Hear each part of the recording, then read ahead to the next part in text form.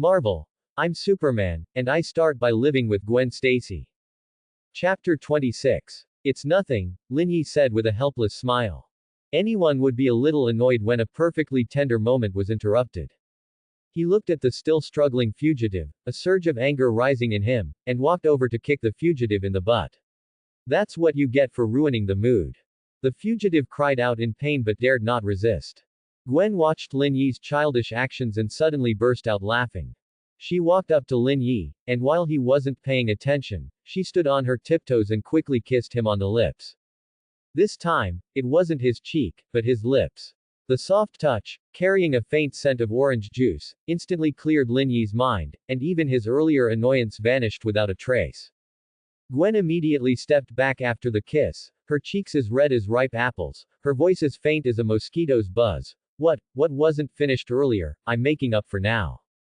Ding. Detected Gwen actively kissing the host's lips, triggering a critical sweet interaction, gaining plus 200 shock value. Ding. Detected Diana experiencing shock, gaining plus 100 shock value. Ding. Detected the fugitive experiencing shock being shown off to, gaining plus 30 shock value. Current total. 11,040 points. System evaluation. Holy crap. Host, you're something. You actually got kissed. Hurry up and strike while the iron's hot, confess. If you wait any longer, Gwen will be snatched away by Peter. Lin Yi touched his lips, still feeling Gwen's warmth. He looked at Gwen's flushed cheeks, and just as he was about to speak, the sound of police sirens came from a distance. George arrived with police cars. Gwen. Lin Yi. Are you two all right? George got out of the police car and quickly walked over to them. He saw the tied-up fugitive, then noticed their slightly flushed cheeks, and a hint of understanding flashed in his eyes. We're fine, Dad, Gwen quickly explained. We just finished dinner and were taking a walk when we encountered Ms. Diana catching a fugitive. Diana nodded to George. Sheriff, the person is already tied up. You can just take him back. All right, thank you, Ms. Prince. George arranged for the officers to escort the fugitive into the police car, then turned to Gwen and Lin Yi and said, it's not safe at night. You two should go home early and don't stay out too long. Got it, Dad. Gwen nodded. George glanced at Lin Yi again, a complex emotion in his eyes, but in the end, he didn't say much, just patted Lin Yi's shoulder. Take good care of Gwen.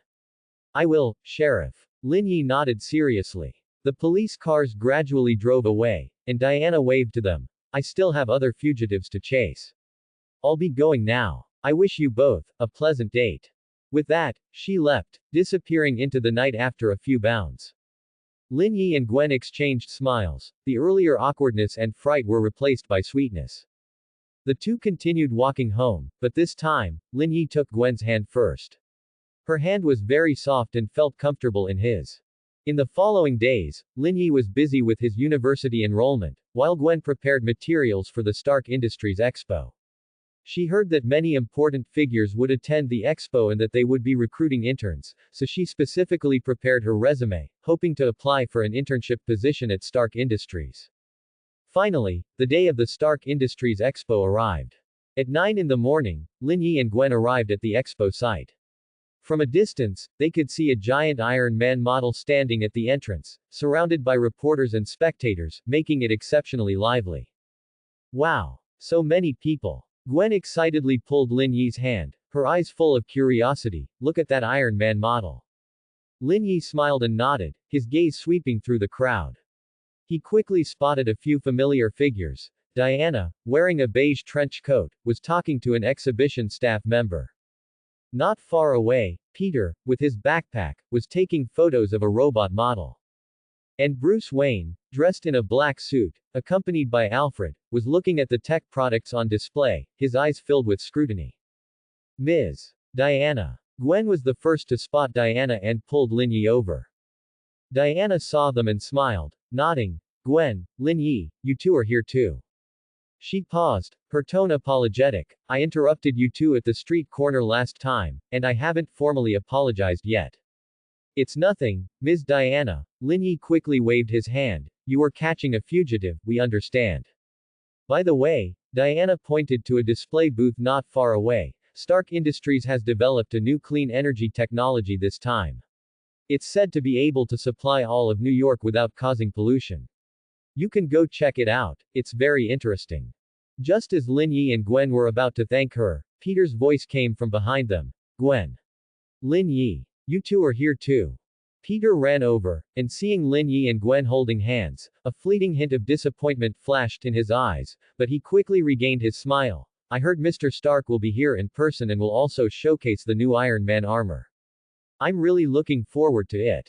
Yes, Gwen said excitedly, I even prepared my resume, hoping to try applying for an internship position at Stark Industries.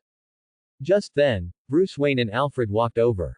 Bruce looked at Lin Yi and nodded. Lin Yi, have you completed your enrollment procedures? Yes, thank you, young Master Wayne. Lin Yi smiled. I'm just here to see Stark's new technology. Bruce's gaze fell on the energy equipment on the display, his tone flat. If there's suitable technology, Wayne Enterprises will consider cooperating with Stark Industries to introduce some products. Lin Yi knew in his heart that Bruce wasn't really looking to introduce products, he clearly wanted to see Stark's technology to determine if it could be used in his bat suit. After all, Stark's energy technology and armor design were top-notch in all of New York. Alfred stood beside Bruce, gently reminding him, Young Master, Mr. Stark is about to appear. We should head to the main hall. Bruce nodded and led the way to the main hall. Lin Yi, Gwen, Peter, and Diana followed. The main hall was already packed with people. A giant, Stark Industries Expo banner hung in the center of the stage, and the surrounding screens played promotional videos for Stark Industries, showing Iron Man fighting on the battlefield and introductions to various high-tech products. Just then, a man in a black suit walked up to Lin Yi. He wore a black eye patch, was tall and imposing, and was none other than Nick Fury, the director of S.H.I.E.L.D. Lin Yi. Fury spoke, his voice deep. I am Nick Fury, director of S.H.I.E.L.D. Lin Yi was startled. The director of S.H.I.E.L.D. actually sought him out. Director Fury, hello. Lin Yi quickly nodded. Fury looked at him, his eyes scrutinizing. I've heard about you, the bank robbery, the Arkham crisis, and your ability to fight thugs bare-handed. S.H.I.E.L.D. is recruiting talented individuals with special abilities, and I hope you can join S.H.I.E.L.D. as an agent. Everyone around them looked at Lin Yi in surprise. An invitation from S.H.I.E.L.D. This was an opportunity many dreamed of. Lin Yi, however, hesitated. He knew S.H.I.E.L.D.'s power. Joining S.H.I.E.L.D. would grant him more resources and protection, but it also meant getting involved in more dangers, such as alien invasions, supervillain conspiracies. Moreover, S.H.I.E.L.D. had many rules, and he didn't want to be constrained, nor did he want to bring danger to Gwen and George because of his identity. I'm sorry, Director Fury, Lin Yi said seriously, I currently have no plans to join any organization. I just completed my enrollment at Empire State University and want to finish my studies first. Plus, I have friends I need to take care of, and I don't want to get involved in too many dangerous things. Fury was taken aback, clearly not expecting him to refuse. But he didn't try to persuade him further, simply nodded. I respect your decision. If you change your mind in the future, S.H.I.E.L.D.'s doors will always be open for you. With that, he turned and left. Ding. Detected host rejecting S.H.I.E.L.D.'s invitation, triggering an unconventional choice, gaining plus 300 shock value. Ding. Detected 10 surrounding spectators experiencing shock, gaining plus 50 times 10 equals 500 shock value. Current total, 11,840 points. System evaluation. Host has quite the nerve. Daring to refuse S.H.I.E.L.D.'s invitation. But that's right, constantly fighting aliens with S.H.I.E.L.D. isn't as practical as first wooing Gwen and increasing gene awakening progress. Just as Lin Yi was about to explain to Gwen, the lights in the main hall suddenly dimmed. All eyes focused on the center of the stage. A figure in red armor slowly descended from the air. The armor's faceplate opened, revealing Tony Stark's flamboyant face. Ladies and gentlemen, welcome to the Stark Industries Expo. Tony's voice echoed through the entire venue via microphone, carrying his usual confidence and flamboyance. Today, I'm going to show you the future of Stark Industries. Clean energy, smart technology, and, even stronger protective power. The screens on both sides of the stage suddenly lit up, playing test footage of the new Iron Man armor, Mark 7. The armor flew and fought flexibly in the air, firing powerful energy cannons, drawing gasps of admiration from the audience. Gwen excitedly pulled Lin Yi's hand, her eyes full of adoration. That's amazing. Is this the power of Stark Industries? If I could intern here, I'd definitely learn a lot. Bruce stood not far away, watching Tony on stage. Stark's armor technology was indeed powerful, but his bat suit would certainly not fall behind. Diana, meanwhile, looked at the clean energy equipment on display, her eyes full of relief. Human technology was progressing, which meant more people could live peaceful lives. Peter held his phone, constantly taking pictures of the stage, muttering softly, "So cool. If I also had this kind of technology, I could protect New York even better." Cheers and exclamations rose and fell in the venue, the lights illuminating everyone's faces. On the holographic screen, a looped animation of the new arc reactor's operation played, with light blue energy streams flowing through the virtual structure. The soft glow exuded an undeniable sense of power, and the audience below raised their phones to capture the scene, gasps of awe rising and falling. This new clean energy system can provide uninterrupted power to all of New York, and it's zero pollution, zero emission. Tony's voice boomed through the speakers, filling the entire exhibition hall. But I must make one point. This technology, and all the core patents displayed behind me, will not be sold by Stark Industries, nor will they be licensed to any third party. The audience fell silent instantly, then a wave of murmuring broke out. Several men in suits, who looked like corporate executives, frowned, clearly dissatisfied with the answer. Tony, however, was unfazed and continued, "You all must have seen last week's congressional hearing. I refused to hand over the latest armor technology then, and it's the same now. My technology will only be used to protect New York, not to become a tool for some people's profit. As for cooperation, I'm opening up 3 civilian project cooperation slots. Interested companies can contact my assistant after the event. After all, the protector of New York has never been a coward who relies on others' charity for technology." "Hey, protector." A cold voice suddenly came from the front row of the audience, instantly drawing everyone's attention. Bruce Wayne stood up from his seat, his black suit outlining his tall figure, his deep blue eyes filled with icy mockery. He completely ignored Alfred's discreet, "Don't be impulsive, look. Mr. Stark, your so-called protection is nothing more than relying on your parents' legacy and a bit of cleverness, then arrogantly calling yourself a hero. In my opinion, you're just a playboy obsessed with the limelight, completely unworthy of the word protector." The entire hall erupted in an uproar. No one expected the heir of Wayne Enterprises to directly challenge Tony Stark in public. These two top New York billionaires, though usually having little interaction, had never been so openly confrontational. Tony raised an eyebrow. "Young Master Wayne. If I remember correctly, you're only 18 this year, aren't you? A child who hasn't even left school dares to judge my protection. It seems the Wayne family's education is just to teach you how to make a scene in public. Whether I'm a child is not for you to judge." Bruce took 2 steps forward. "At least Wayne Enterprises won't flaunt technology that should benefit humanity, nor will it treat everyone who tries to cooperate with arrogance. Before long, I will prove that Wayne Enterprises is stronger than your so-called Stark Industries, both in technology and in its responsibility to New York." "Oh, is that so?" Tony raised his hand and tapped the holographic projection a few times. The screen instantly switched to a complex string of formulas, the core energy conversion formula of the Iron Man arc reactor. It involved multiple cutting-edge engineering challenges, such as the stable structure of palladium elements, and optimization of energy output efficiency, even including modified parameters that Tony himself had not fully disclosed. "Since young Master Wayne is so confident, why not try this?" Tony's tone carried obvious provocation. "This is the core formula of my arc reactor. If you can reverse engineer its energy circulation principle, I'll admit that Wayne Enterprises has the qualifications to compete with Stark Industries.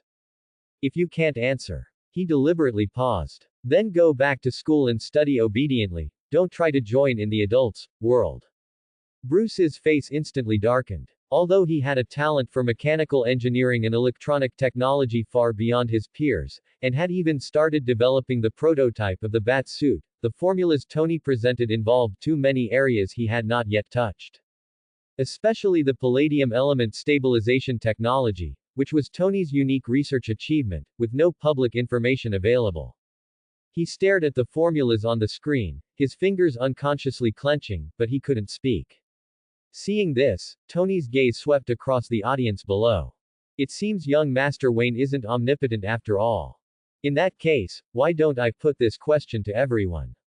He raised his hand and increased his volume.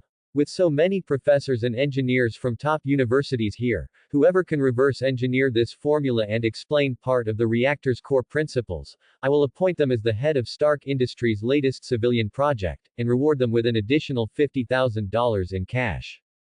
Under heavy reward, there are bound to be brave men. The audience immediately stirred, and several people in professor uniforms quickly walked onto the stage, gathering around the holographic screen to discuss. Physics professors from Empire State University, engineering experts from MIT, and even several top scholars from other countries, all took out paper and pens to quickly calculate, occasionally debating. 10 minutes later, the first professor stepped forward and announced his derivation result into the microphone. But Tony merely shook his head, pointing a finger at the screen to highlight a critical error. The energy circulation node is wrong. This parameter would cause the reactor to overheat and explode within 3 minutes.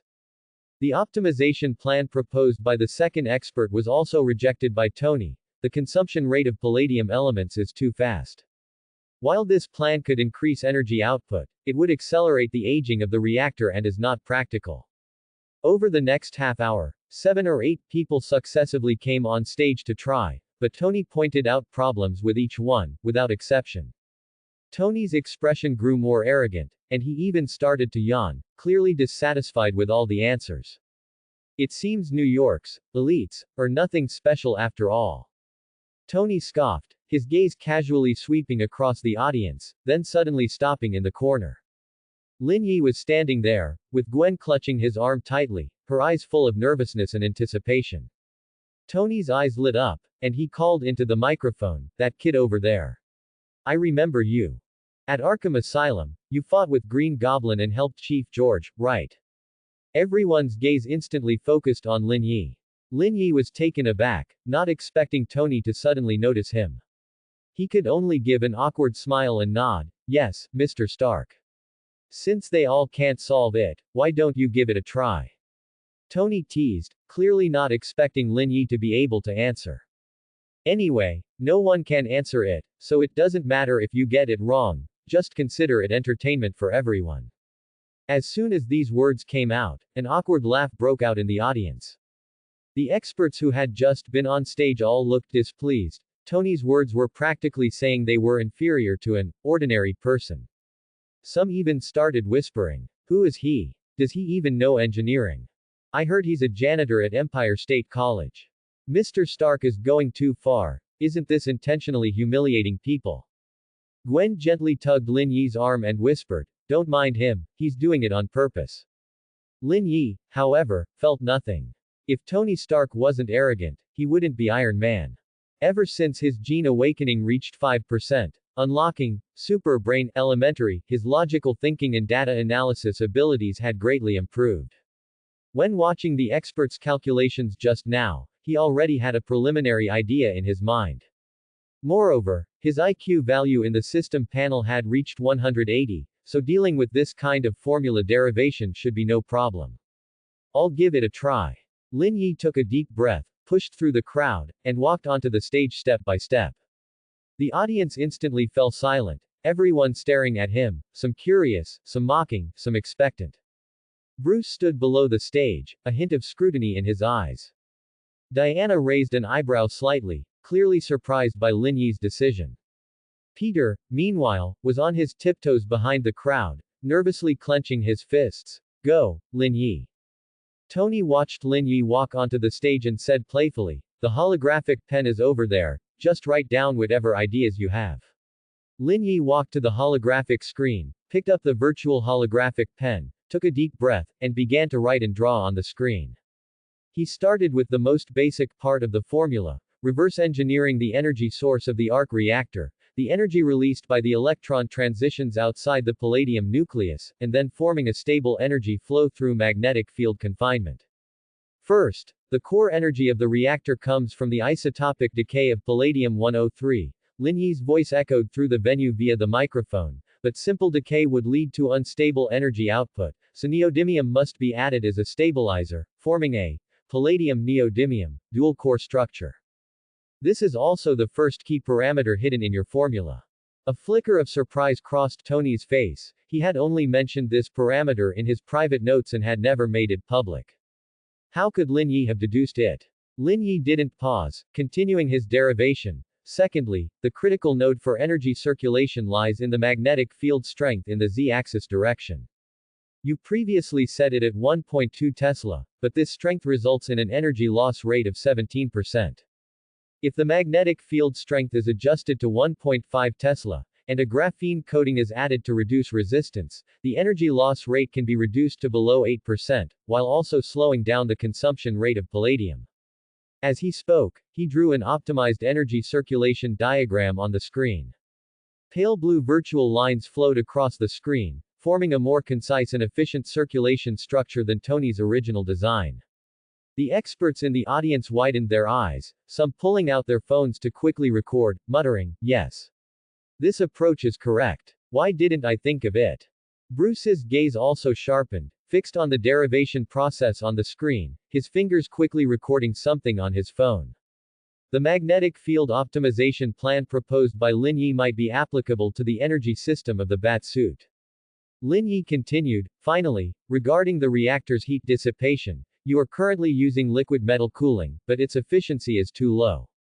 If you switch to a combination of microchannel cooling plus phase change material, designing 0.1 mm microchannels inside the reactor casing, injecting gallium-indium alloy, and combining it with the heat absorption properties of phase change materials, the heat dissipation efficiency can be increased by 300%, completely solving the overheating problem."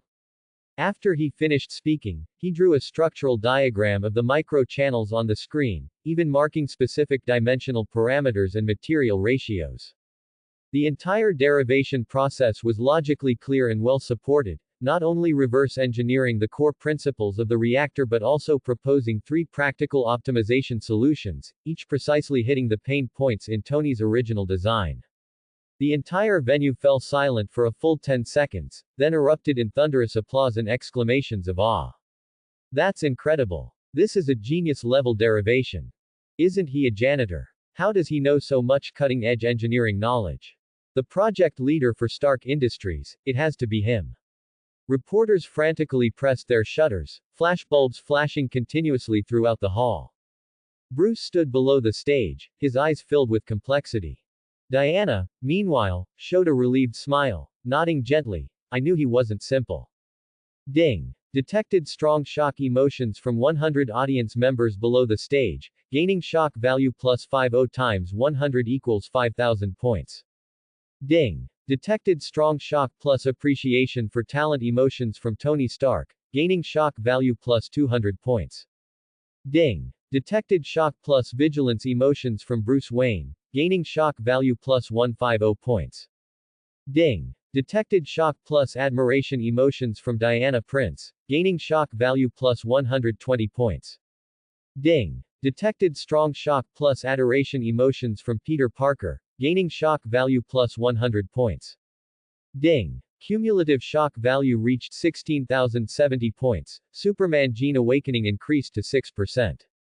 Ding. Cumulative shock value reached 18,000 points, Superman gene awakening increased to 7%. Ding. Cumulative shock value reached 20,000 points, Superman gene awakening increased to 8%. Ding. Cumulative shock value reached 22,000 points, Superman gene awakening increased to 9%. Basic attribute panel updated. Strength 33 plus 9. Speed 32 plus 9. Stamina 34 plus 9. Reaction 31 plus 9. Self-healing 29 plus 9.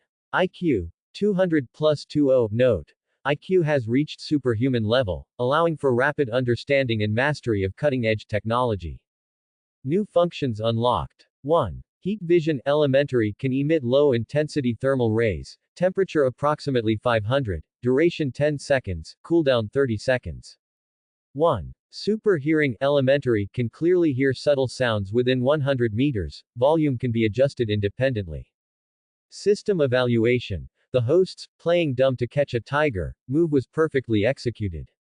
From a janitor to a Stark project leader, a meteoric rise. A 9% awakening finally makes him look a bit like Superman. Next time, perhaps try grilling a steak with heat vision. Lin Yi ignored the system's teasing, put down the holographic pen, looked at Tony, and his tone remained gentle. Mr. Stark, my derivation and solution are roughly like this. I'm not sure if it's correct. Tony stood still, the arrogance on his face long gone, replaced by deep surprise and a hint of admiration. He stared at the derivation process on the screen, then looked at Lin Yi, and suddenly applauded. Correct. Absolutely correct. Especially the microchannel cooling and the palladium neodymium dual-core concept, it's even better than my original design. I take back what I said earlier, you're not just for fun, you're a true genius. He walked forward, put an arm around Lin Yi's shoulder, and shouted to the reporters below the stage, ladies and gentlemen. I announce that the project leader for Stark Industries' latest civilian project is none other than Mr. Lin Yi. The $50,000 prize money will be directly transferred to his account after the event. The reporters went wild again, crowding forward, taking pictures of Lin Yi and Tony. Tony put his arm around Lin Yi's shoulder. Lin Yi, you're amazing. Are you interested in working for Stark Industries? I can give you the best laboratory, the highest treatment, and let you fully unleash your talents. Lin Yi was stunned for a moment, then smiled. Thank you for your kind offer, Mr. Stark, but I've already promised Professor Grant that I'll join his biochemistry research team and finish my studies first. However, regarding the project leader's work, I will do my best. Oh, Grant, that old stubborn guy. Tony raised an eyebrow, then said, all right, academics are important too. But remember, the doors of Stark Industries are always open for you. Whenever you want to come, you can find me. As he spoke, he pulled a golden business card from his pocket and handed it to Lin Yi. This is my private number. If you have any questions or need any resources, call me anytime. Lin Yi took the business card and carefully put it in his pocket. Thank you, Mr. Stark. Gwen pushed through the crowd, ran onto the stage, holding a bottle of water, and handed it to Lin Yi, her blue eyes full of pride and excitement. Lin Yi, you're amazing. I knew you could do it. Thank you. Lin Yi took the water, took a sip, feeling a warmth in his heart. Below the stage, Bruce looked at Lin Yi, his eyes full of complexity. Alfred walked beside him and whispered, young master, this Lin Yi is not simple. We need to re-evaluate his threat level. Bruce nodded, saying nothing, just pulling out his phone and quickly sending a message to his subordinates. Find out all of Lin Yi's background, including the source of his abilities, the more detailed the better. Diana stood among the crowd, looking at Lin Yi on the stage, a relieved smile on her face. She knew that Lin Yi's future would certainly not be limited to this. Peter jumped behind, excitedly waving at Lin Yi, secretly determined in his heart. He must learn from Lin Yi, not only to improve his own abilities but also to study hard and become a better person. Stark put his arm around Lin Yi, made a B sign with his hand for the camera, and smiled brightly. The sunlight streamed through the glass dome of the exhibition hall, falling on Lin Yi, who, despite wearing a simple t-shirt, stood exceptionally tall. At the intersection of 5th Avenue and 42nd Street, a black police car was quietly parked on the roadside. The police lights on its roof were off, and only the NYPD logo on the car body gleamed in the afternoon sun.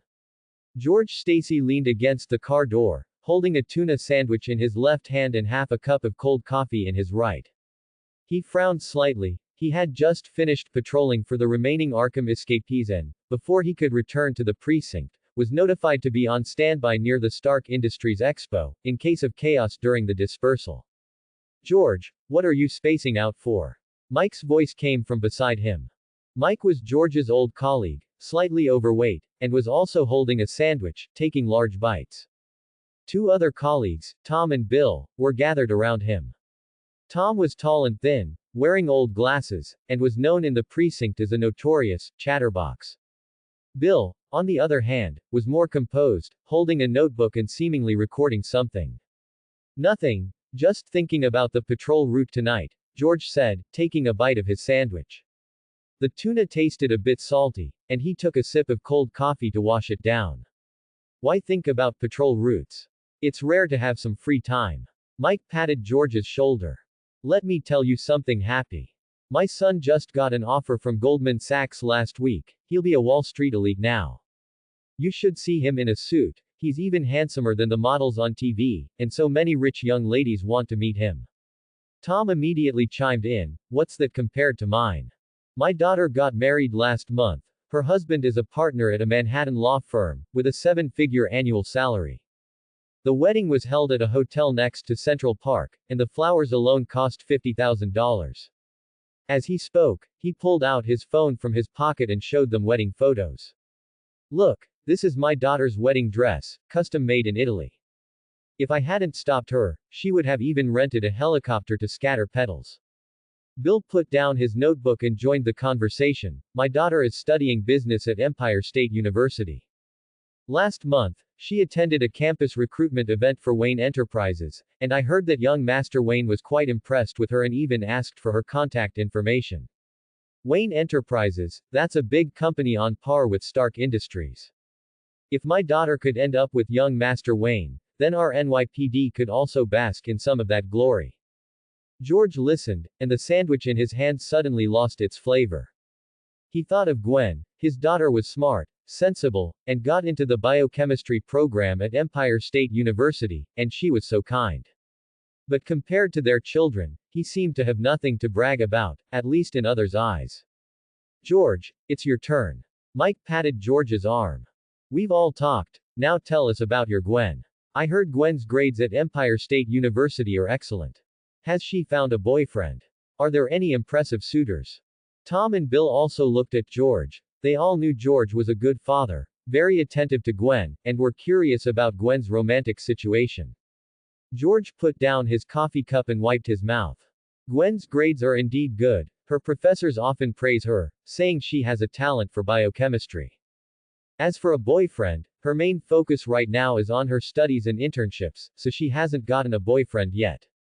I don't expect her to find someone incredibly powerful. As long as he's a good person, treats her well, and can make her happy, that's enough. Oh, George, you're just too modest. Mike shook his head. Gwen is so outstanding, she must have many impressive suitors, you just don't want to say. Tom also agreed, exactly. With so many elites at Empire State University, who knows, maybe some noble descendant or genius student is pursuing Gwen. George shook his head, suddenly hearing a distant commotion, with cheers from the crowd and questions from reporters surging forth. He looked up and saw a large crowd pouring out of the entrance of the Stark Industries Expo venue. Countless camera flashes flickered among the people, and some held microphones, constantly asking questions to a few individuals. What's going on? Is it over? Bill asked. Look. Mike pointed to the center of the crowd. See the one in the red suit? Isn't that Tony Stark? George followed Mike's gaze and indeed saw Tony Stark, wearing a flamboyant red suit, with his arm around a young man's shoulder, waving to the cameras. And that young man, George recognized him at a glance, it was Lin Yi. What surprised him even more was that Lin Yi's other hand was being held tightly by Gwen. Gwen was wearing a light blue dress, with an excited smile on her face, occasionally looking up and saying something to Lin Yi, her eyes full of admiration and reliance. The two stood together, surrounded by reporters and camera flashes, looking exceptionally well matched, like a couple in love. Oh my God. Isn't that Gwen? Mike was the first to react, pointing at Gwen in the crowd, his voice rising a few octaves. George, that's your daughter Gwen. And the young man next to her, isn't that the one who saved Gwen during the bank robbery last time? He also helped with Arkham Asylum. Tom's eyes widened too. That's right. I remember him. His name is Lin Yi, right? His picture was even in the newspaper back then. He subdued the thugs with his bare hands. I didn't expect him and Gwen. Are they boyfriend and girlfriend? Bill pushed up his glasses. George, didn't you say Gwen didn't have a boyfriend?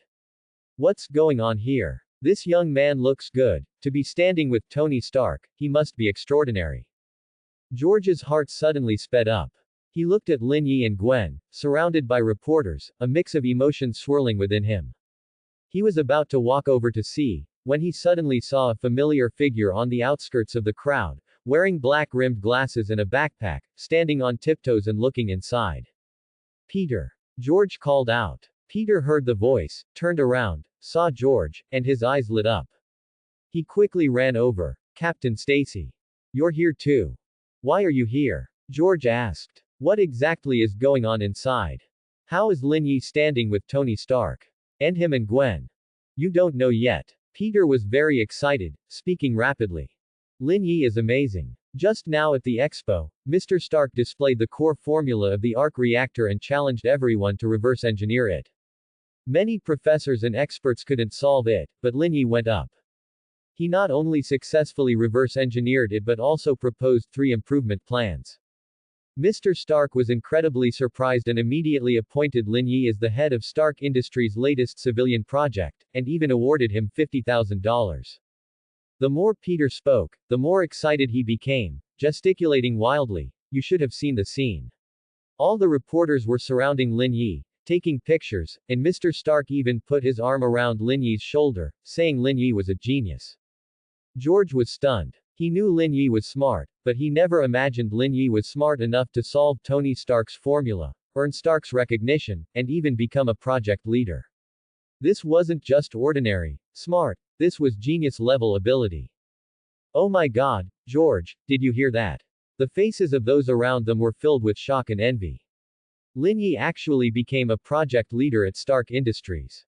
That's Stark Industries. So many people would break their heads trying to get in there. Tom patted George's shoulder. George, you're really not honest. Such an excellent young man, and you still said Gwen didn't have a boyfriend. Lin Yi is not only handsome but also so talented. Gwen really has good taste. Bill also chimed in. Yeah. Compared to my daughter, Gwen's really got it going on. A Stark project leader, his future is limitless. George looked at his colleagues' envious gazes, then up at Gwen and Lin Yi, who were smiling brightly in the crowd. He swallowed the rest of his sandwich in one gulp, then smiled at his colleagues. Yes, that's Gwen's new boyfriend, Lin Yi. That's great. George, you're really blessed. Mike said excitedly. Next time we have a get-together, you must bring Gwen and Lin Yi along. We want to see the charisma of a Stark project leader. Right. You must come. Tom and Bill also echoed. George smiled and nodded, his gaze once again falling on Gwen and Lin Yi in the crowd. At this moment, the reporters' questions gradually lessened. Tony Stark patted Lin Yi's shoulder, said something, and then got into his car and left. Lin Yi turned around, took Gwen's hand, and leaned down to say something to her. Gwen smiled and nodded, and the two walked side by side towards George. The sun shone on them, Gwen's blonde hair sparkled, and Lin Yi's smile was gentle. Dad. Gwen saw George, excitedly waved, and pulled Lin Yi to walk quickly towards him. Lin Yi saw George, also stopped, and smiled politely. Hello, Chief Stacy. George looked at Lin Yi, nodded, his tone much gentler than usual. Are you two alright? There were too many people just now. We're fine, Mr. Stark sent us out. Gwen linked her arm through George's. Dad, Lin Yi solved Mr. Stark's formula and became a project leader. Impressive, very impressive. George looked at Lin Yi. Lin Yi, congratulations. Lin Yi scratched his head a little shyly. Thank you, Chief, it was just good luck. It's not luck, it's skill. George patted Lin Yi's shoulder. Work hard in the future, and take good care of Gwen. Lin Yi was stunned, then quickly reacted, nodding seriously. I will, Chief. George looked at everything before him, and suddenly felt that the tuna sandwich didn't taste so salty anymore. New York State Penitentiary, Visitation Room. The gray concrete walls were bare, with only a bulletproof glass in the center dividing the space in two. The glass still had a few uncleared scratches. Harry Osborn sat on a metal chair, his gaze fixed on the man across the glass. Norman Osborn wore a gray prison uniform, his hair much messier than when he was arrested, with several noticeable white hairs at his temples. He didn't sit with his back straight as usual, but was slightly hunched, his hands clasped on the table, his eyes cloudy. So, Mr. Norman's situation is not optimistic. The lawyer sitting next to Harry pushed up his glasses, his voice very low. Intentional assault, endangering public safety, illegal possession of weapons. Just these charges combined are enough for a sentence of 20 years or more.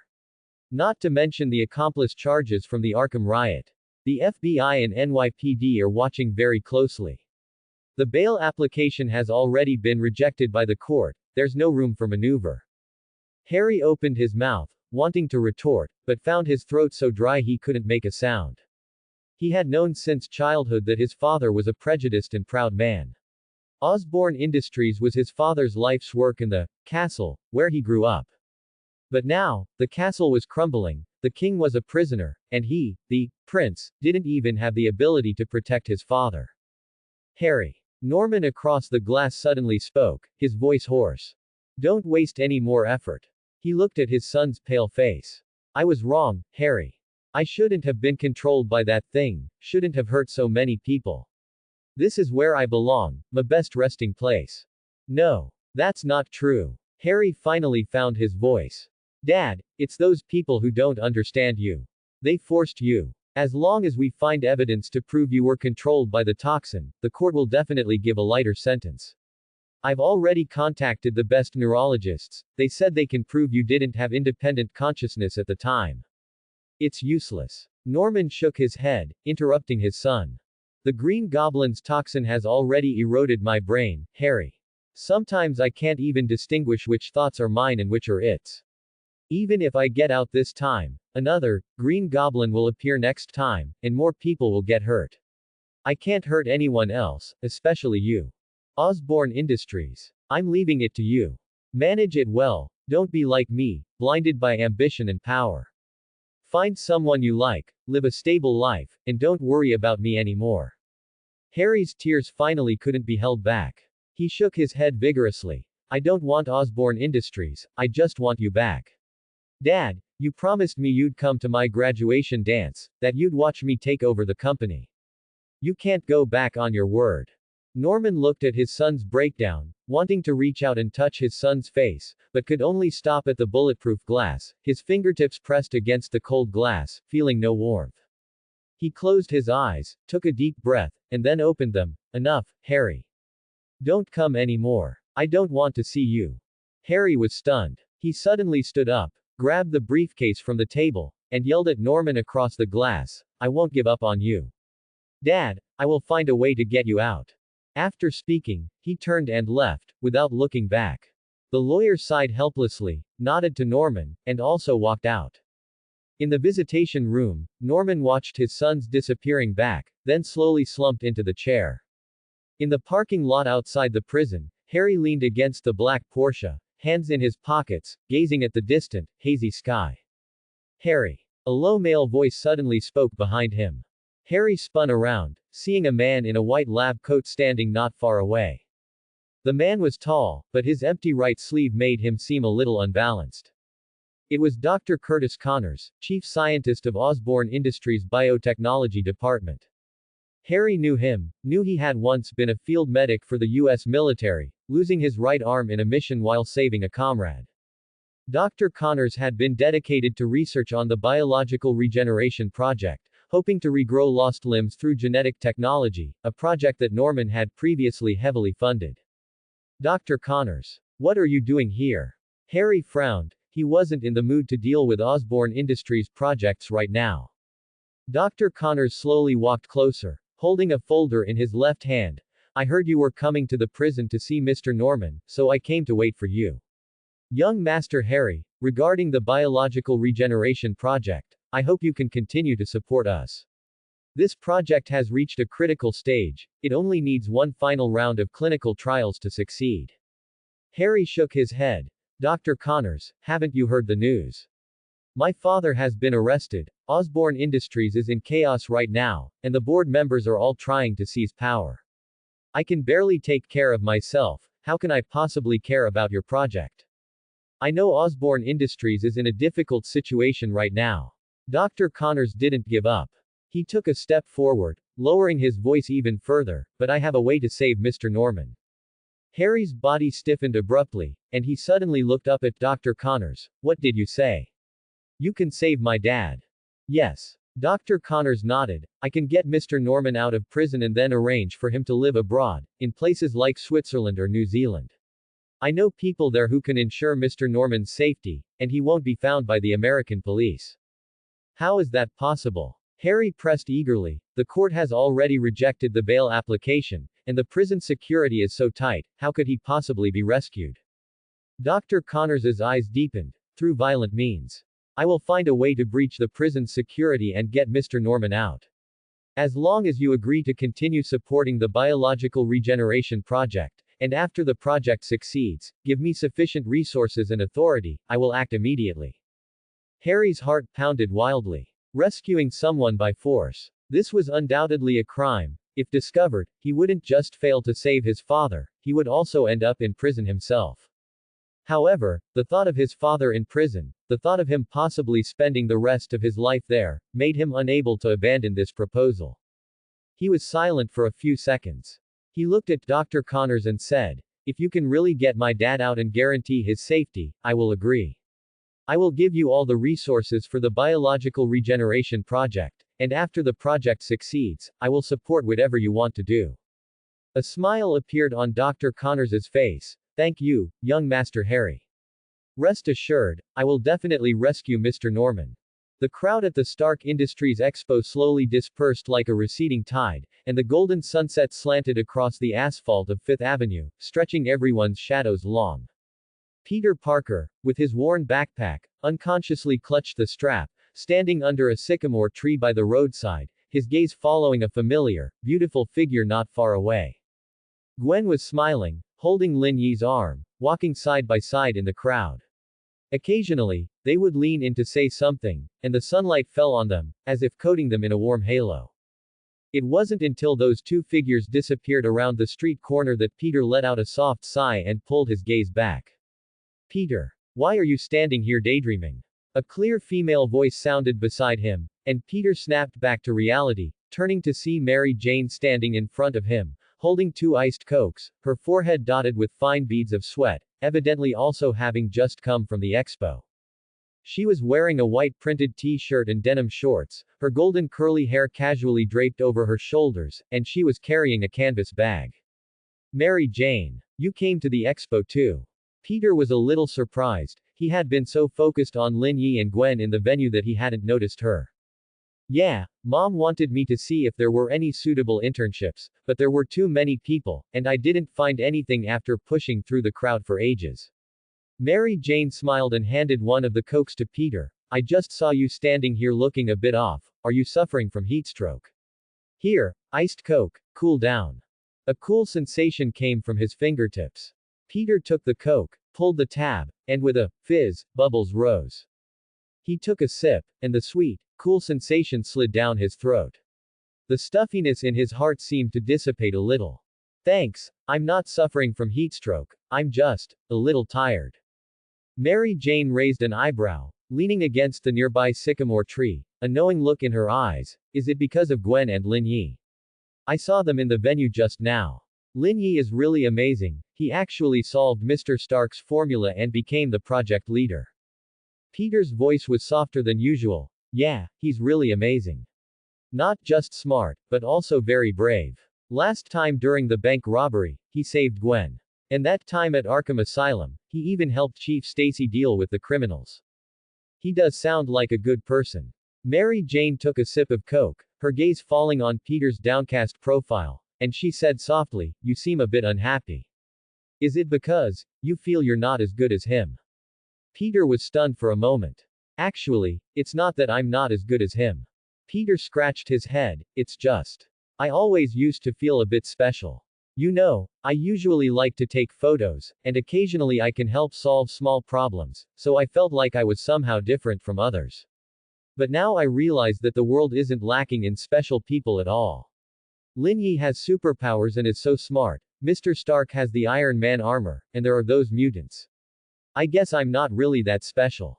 His gaze drifted back to the street corner where Gwen had disappeared. And Gwen, she smiles so happily when she's with Lin Yi. I've never seen her smile like that. Lin Yi can protect her, he can talk to her about specialized knowledge, and he can bring her surprises. They will truly be very happy together. Mary Jane listened quietly, not interrupting him.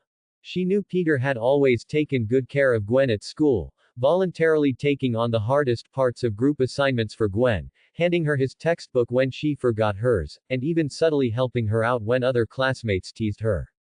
Everyone could see he liked Gwen very much. You're actually very excellent, Peter. Mary Jane put down her soda cup and looked at Peter seriously. Your biology grades are excellent. Last time, when the professor assigned the gene sequencing homework, you were the only one who finished it early. The photos you took also won an award at the school's photography exhibition, and you're very kind.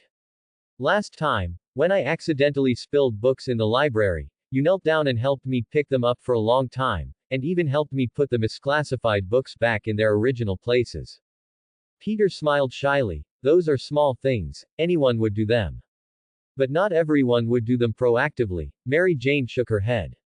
Special doesn't necessarily mean having superpowers or being super smart. Being able to stick to what you believe is right, and treating those around you genuinely, that's also a kind of special. Lin Yi has his strengths, and you have your own shining points too. Peter looked at Mary Jane's sincere eyes, and the dejection in his heart gradually dissipated a bit.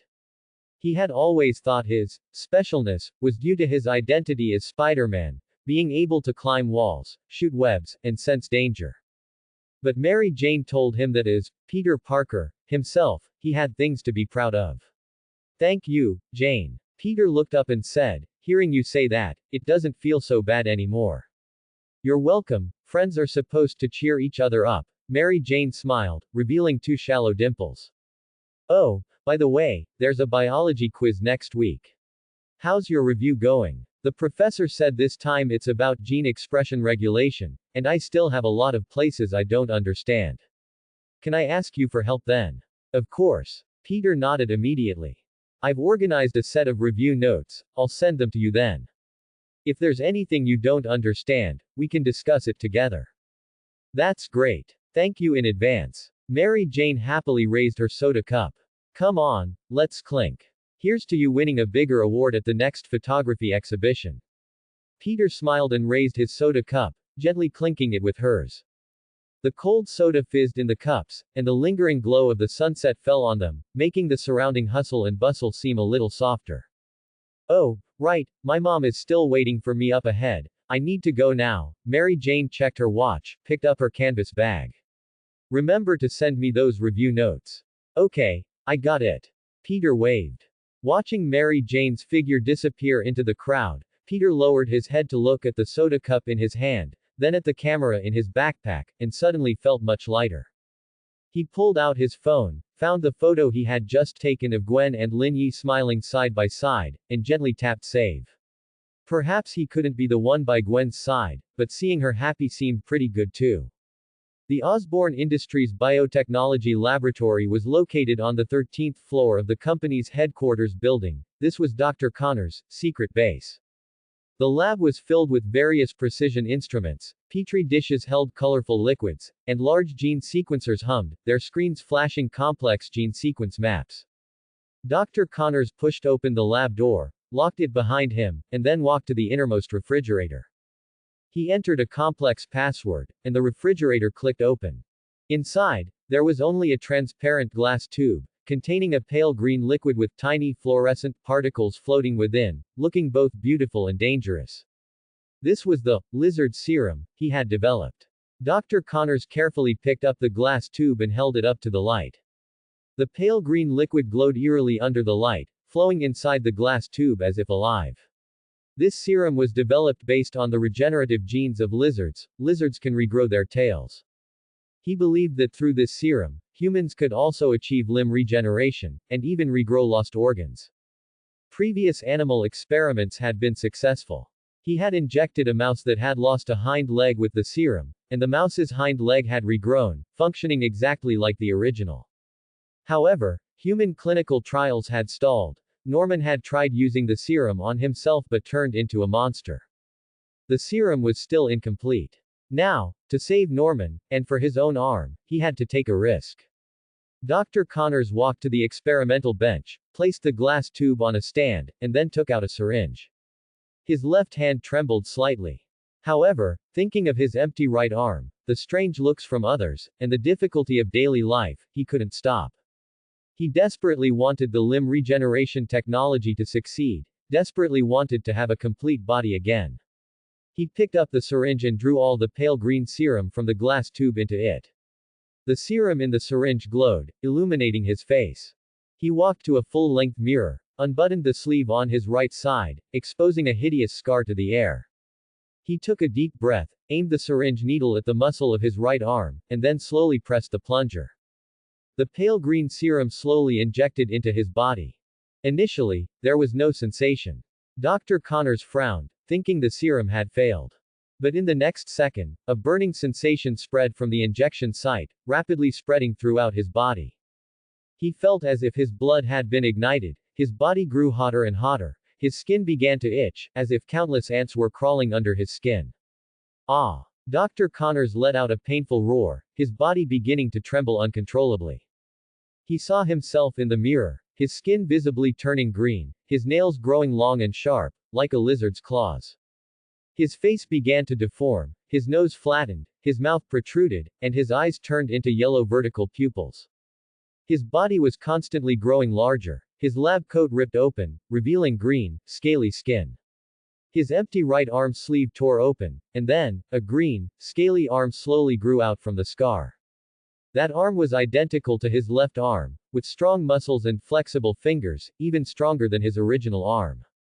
Dr. Connors looked at himself in the mirror. Green skin, yellow vertical pupils, sharp claws, and the newly grown right arm. He was no longer Curtis Connors, but a half-human, half-lizard monster.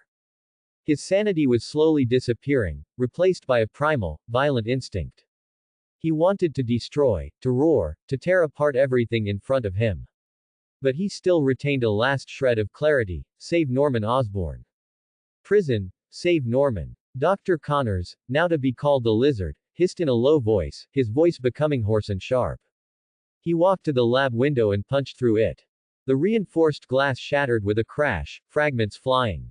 He leapt, jumping from the 13th floor, landing on the ground with a dull thud. Passers-by saw him and let out terrified screams, scattering in all directions. The Lizard ignored them. He looked up towards the New York State Prison, a flicker of madness in his yellow vertical pupils. He started running towards the prison. The green figure moved quickly through the streets, leaving a trail of afterimages. His only goal was to break into the prison and rescue Norman Osborn. As night deepened, the sound of police sirens began to echo through the streets of New York. A new storm was quietly brewing. The living room of the Stacy family home. George Stacy was sitting on the sofa, holding a copy of the New York Times. Whoosh! The bathroom door was gently pulled open. George looked up to see Gwen holding a white towel, her wet blonde hair cascading over her shoulders, water still dripping from the ends onto the collar of her light blue bathrobe, creating a small, dark stain. The bathrobe sash was tied a bit loosely, and as she walked, the collar opened slightly, revealing her clear blue eyes.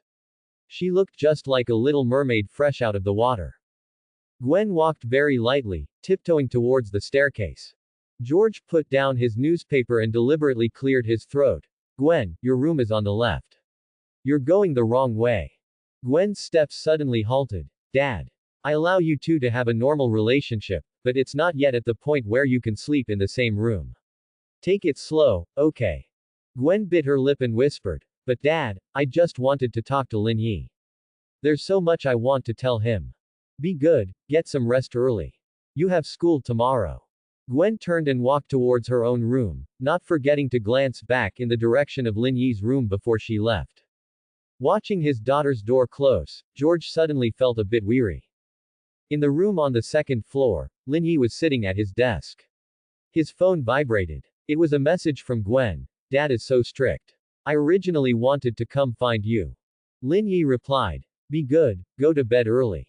I'll walk you to school tomorrow morning, and then I'll report to Professor Grant's lab.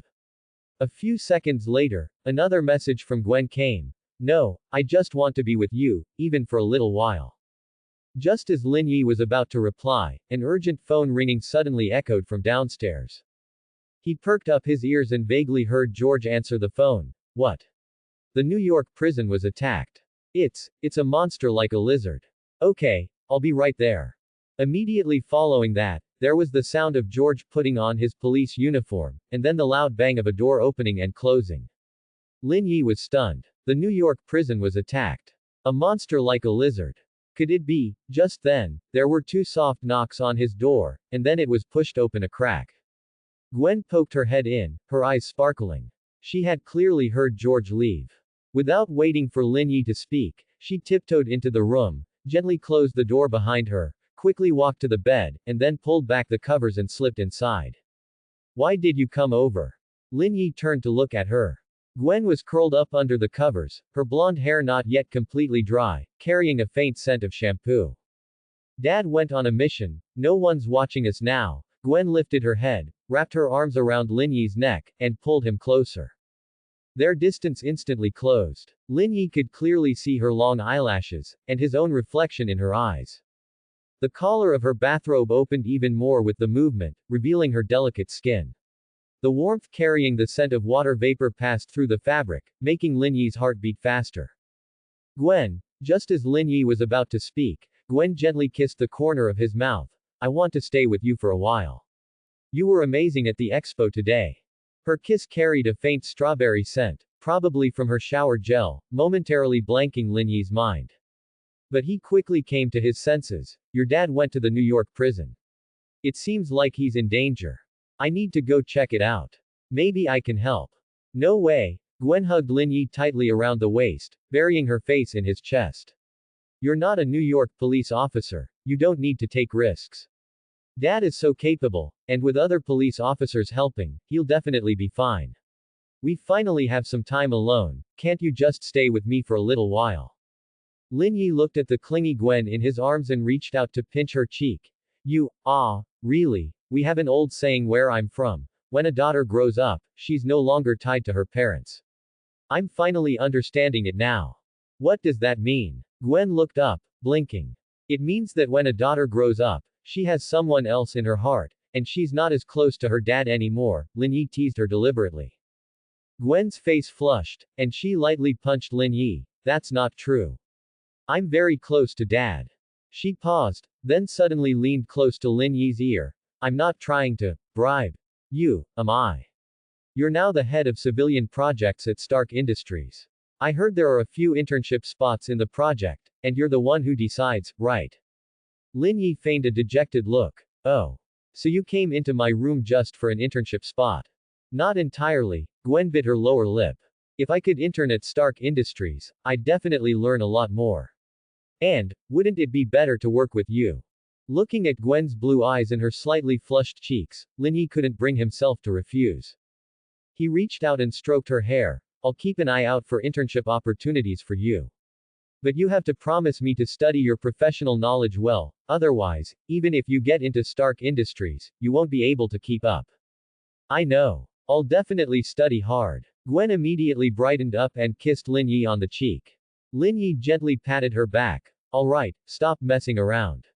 I still need to go check out the area near the prison. Don't worry, I won't get too close. I'll just observe from a distance, and if everything's fine, I'll come back and stay with you. Gwen could only nod, releasing her hold on Lin Yi. Then you must be careful, and remember to call me if anything happens. Okay. Lin Yi ruffled her hair, got up, put on his jacket, and quickly left the room. Meanwhile, on the streets of New York, a black Chevrolet was speeding through the night. In the driver's seat, Black Widow Natasha Romanoff held the steering wheel with one hand and her phone with the other, reporting quickly to Nick Fury on the other end. Director, according to police reports, the New York prison was attacked by an unknown creature. It's preliminarily determined to be a superpowered crime. Witnesses say the creature resembled a giant lizard, possessing immense strength, and has already breached 2 prison walls. Inmates have taken advantage of the chaos to escape. Nick Fury's voice came from the other end of the line. Tony's having some trouble. Pepper can't reach him. I've already dispatched Clint to assist you at the prison. Be careful. Understood. Natasha hung up the phone, her brows tightly furrowed. A lizard-like superpowered individual. Several possible names flashed through her mind, but none matched. And with Tony out of contact and Hawkeye still en route, facing an enemy of this caliber alone would indeed be challenging. Just then, a figure suddenly appeared by the roadside, waving at her car. Natasha instinctively slowed down, warily observing the man. He looked to be in his 30s, tall, wearing a black leather jacket, with thick hair and a beard, and a cigar in his mouth. Natasha pulled the car over to the side, rolled down the window, and subtly placed her hand on the pistol at her waist. "Can I help you?" The man walked to the car window, exhaled a smoke ring, and spoke in a raspy voice. "Do you know how to contact Professor X? Charles Xavier." "Who are you? What do you want with Charles?" "My name is Logan," the man replied. "I've lost my memory, and someone told me Professor X could help me get it back." Natasha was momentarily stunned. Logan. The name sounded familiar, as if she'd seen it in SHIELD's mutant files, but she couldn't recall the specific details. She glanced at her watch. "Sorry, I have an urgent mission right now. I'm heading to the New York prison to deal with an emergency. You can find Professor X at the Xavier School for Gifted Youngsters, he's there most of the time." "Prison? What's going on?" "A lizard-like monster attacked the prison, trying to rescue someone," Natasha said concisely. "I need to get there to provide backup. I don't have time to talk more." Just as she was about to roll up the window, Logan suddenly stepped forward, blocking it. He looked at Natasha. "How about this? I'll go with you to deal with that lizard monster, and help you sort out the trouble. In exchange, you help me find Professor X. How does that sound?" Natasha looked at Logan. "What makes you think you can help me?" Logan didn't speak, but slowly clenched his fist. The next second, 3 silver white metal claws suddenly sprang from between his knuckles, gleaming with a chilling light. He raised his hand and swung it at a lamppost by the roadside. With a swish, the lamppost, as thick as a bowl, was instantly severed and crashed heavily to the ground with a loud bang. Natasha's pupils contracted sharply. Wolverine. She finally remembered the name. A mutant recorded in SHIELD's files, possessing super healing abilities and adamantium claws, with extremely powerful combat capabilities. "Now, do you think I can help?" Logan retracted his claws. Natasha nodded. "Get in, it's a deal."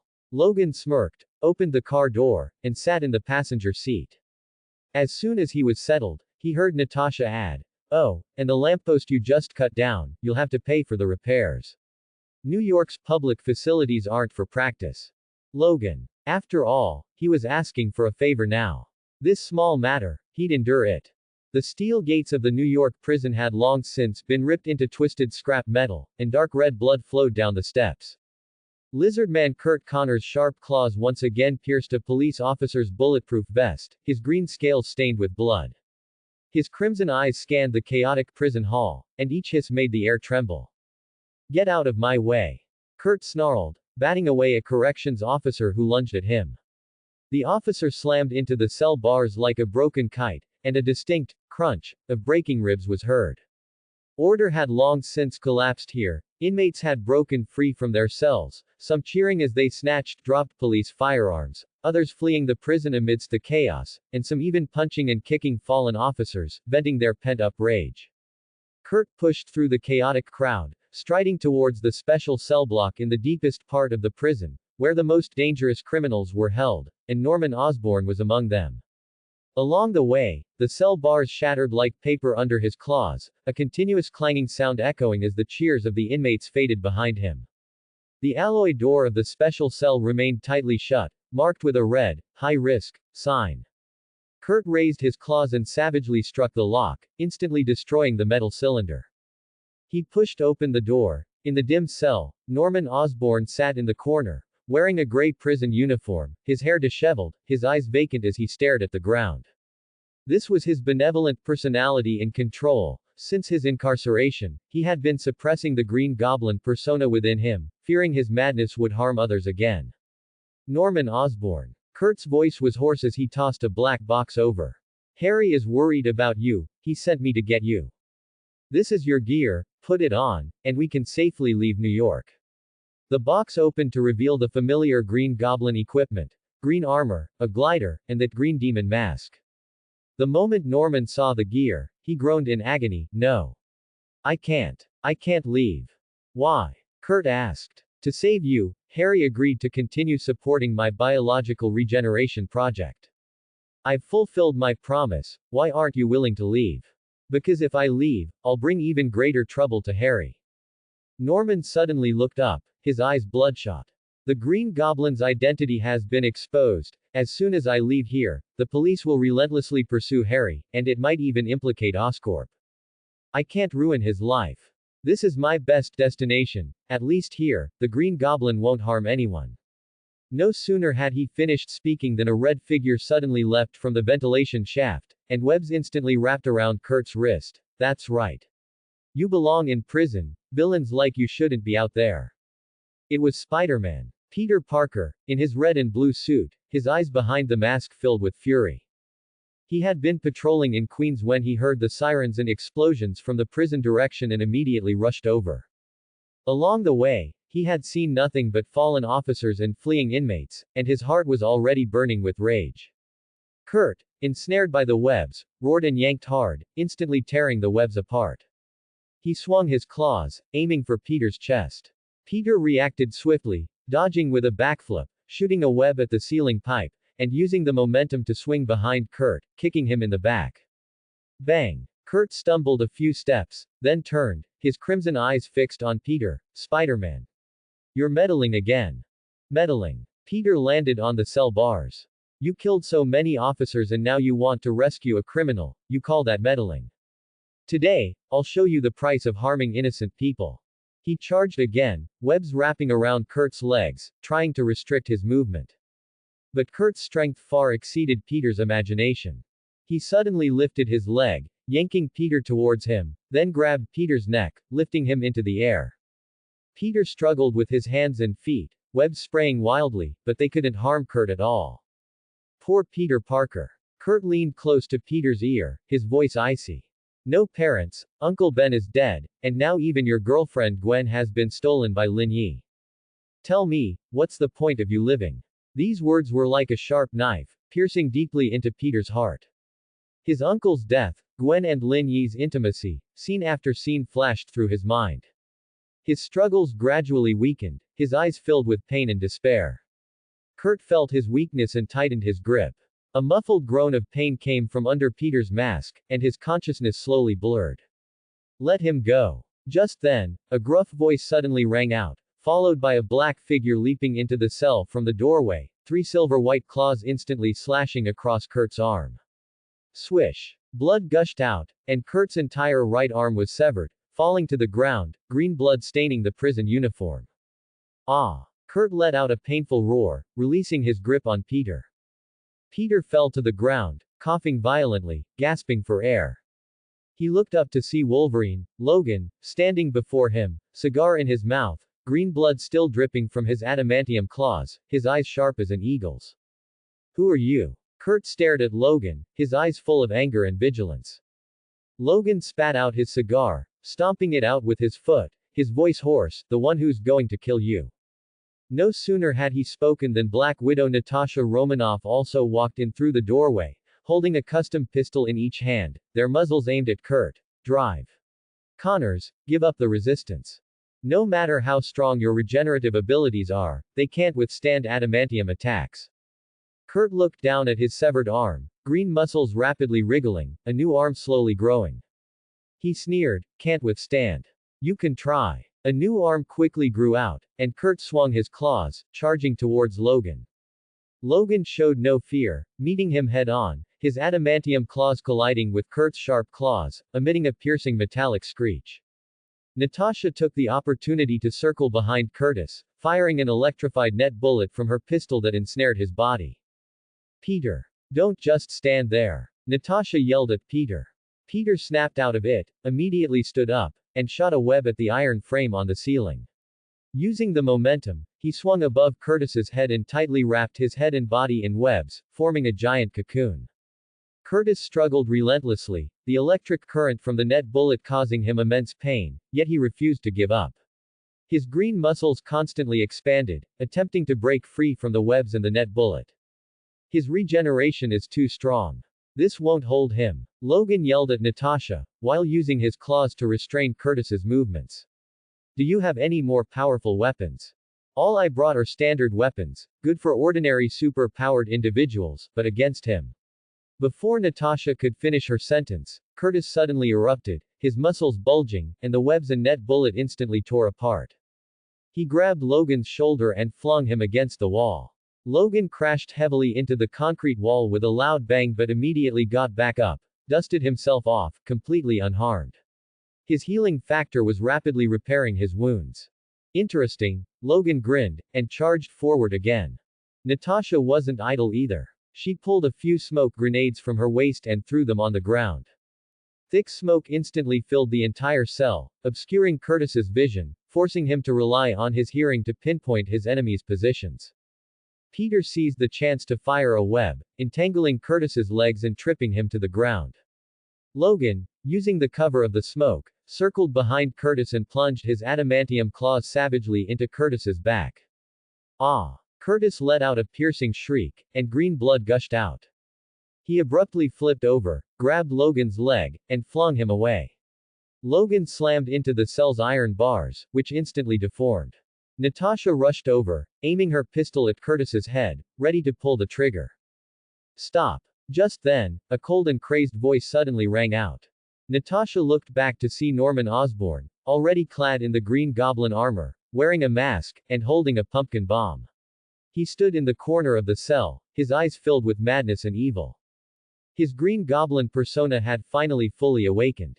Norman. You. Peter Parker. Long time no see, the Green Goblin's voice came through the mask, with a metallic quality. You think you can stop me? How naive. As he spoke, he threw the pumpkin bomb towards the cell door. Boom. An explosion rang out, and the cell door was instantly blown apart, sending debris flying. The Green Goblin stepped onto the glider placed nearby, soaring into the air, and shouted at Curtis, Curtis, come with me. New York will soon be ours. Curtis endured the intense pain in his back, got up, and followed the Green Goblin as they flew out of the prison. Natasha tried to shoot and stop them, but another pumpkin bomb thrown by the Green Goblin forced her to retreat. Logan rushed over, trying to grab Curtis's leg, but was slashed across the chest by Curtis's claws. Although the wound healed quickly, he missed his chance. The Green Goblin and Curtis flew out of the prison, soaring into the distant night sky. The Green Goblin looked back at the chaotic prison, letting out a maniacal laugh. George Stacy. Tony Stark. Lin Yi. Just you wait. I will be back. In the prison hall, the thick smoke gradually dissipated. Logan walked over to Natasha, looking in the direction where the Green Goblin and Curtis had disappeared, and frowned. This is trouble. Natasha put away her pistol and sighed. Notify Director Fury. The Green Goblin and the Lizard have escaped. New York's security level needs to be raised to the highest. Peter walked to the corner of the cell, looking at the Green Goblin's equipment box on the ground, his eyes filled with complexity. Meanwhile, outside the prison, George Stacy, along with Lin Yi and other police officers, had just arrived. They stared in shock at the scene before them. The collapsed prison gate, bloodstains everywhere, injured officers, and the lingering silhouettes of the Green Goblin and Curtis disappearing into the distant night sky. Oh my God, what on earth happened? A police officer mumbled. George's face was ashen. He quickly walked to the prison entrance, saw the horrific scene inside, and clenched his fists tightly. He turned to Lin Yi, his voice heavy. Lin Yi, do you see? The Green Goblin and that lizard, they've escaped. New York will probably not be peaceful from now on. Lin Yi looked at the scene inside the prison, his heart also filled with shock. He had heard the explosions and roars from the prison on his way there, but he hadn't expected the scene to be so tragic. Ding! Detected that Lin Yi witnessed the tragic state of the prison and the Green Goblin's escape, generating strong shock emotions. Shock value plus 200 points. Ding! Detected that George and 10 police officers generated strong shock plus anger emotions. Shock value plus 100 times 10 equals 1000 points. Ding! Accumulated shock value has reached 24,200 points. Superman Gene Awakening level has increased to 10%. Basic attribute panel updated. Strength, 36 plus 3. Speed, 35 plus 3. Endurance, 37 plus 3. Reaction, 34 plus 3. Self-healing, 32 plus 3. IQ, 210 plus 10.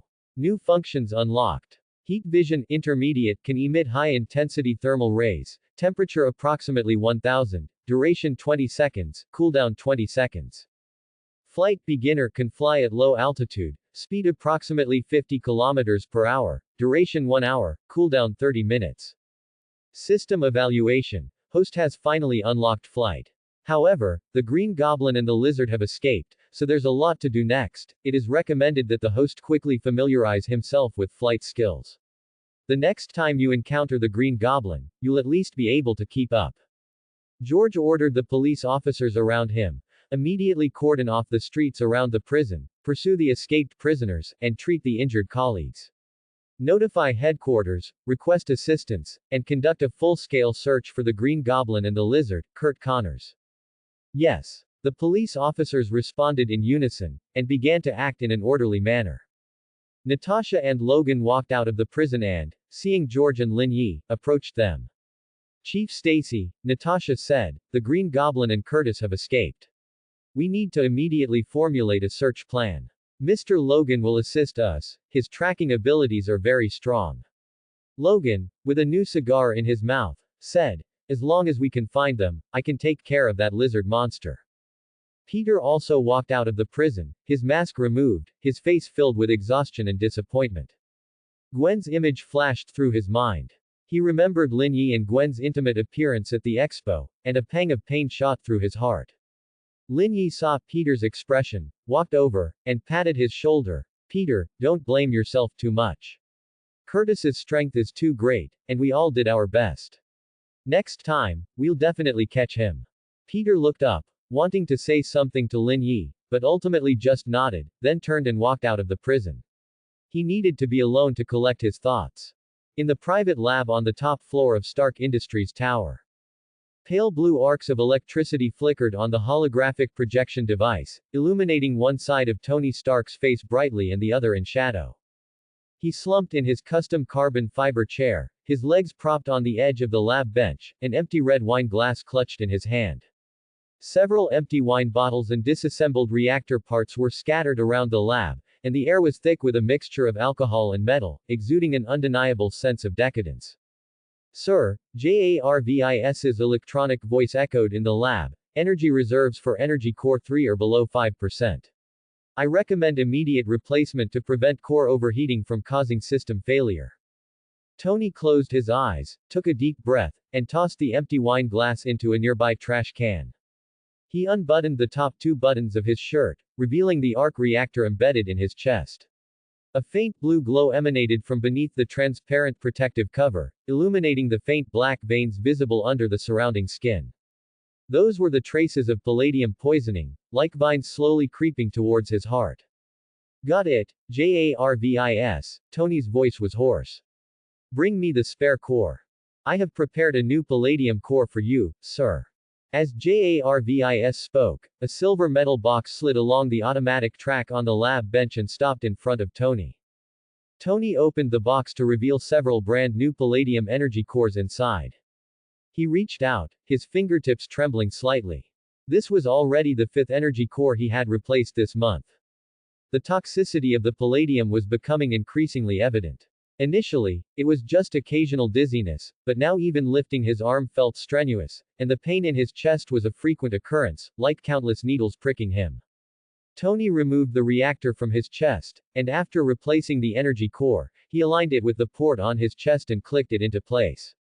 The pale blue light reignited, and the pain in his chest eased somewhat, but the bone-deep feeling of weakness did not disappear in the slightest. Sir, JARVIS's voice spoke again. I have completed simulated calculations for all known elements, including 118 elements and 23 artificial isotopes. None can maintain the reactor's energy output while avoiding toxicity. Currently, the palladium content in your body has reached 0.021 milligrams per deciliter, exceeding the safety threshold by 3 times. Continued use of the palladium core will lead to irreversible organ damage within 30 days. Tony leaned back in his chair, closed his eyes, and said self-deprecatingly, so, the conclusion is that the device sustaining my life has actually been killing me, right? Unfortunately, sir, based on current data, this is the only conclusion. Silence fell in the lab, broken only by the soft hum of the holographic projection device. Tony opened his eyes and looked out the window. New York's nightscape was a dazzling display of lights, and the lights of Stark Industries Tower stood out prominently above the city, like a giant lighthouse.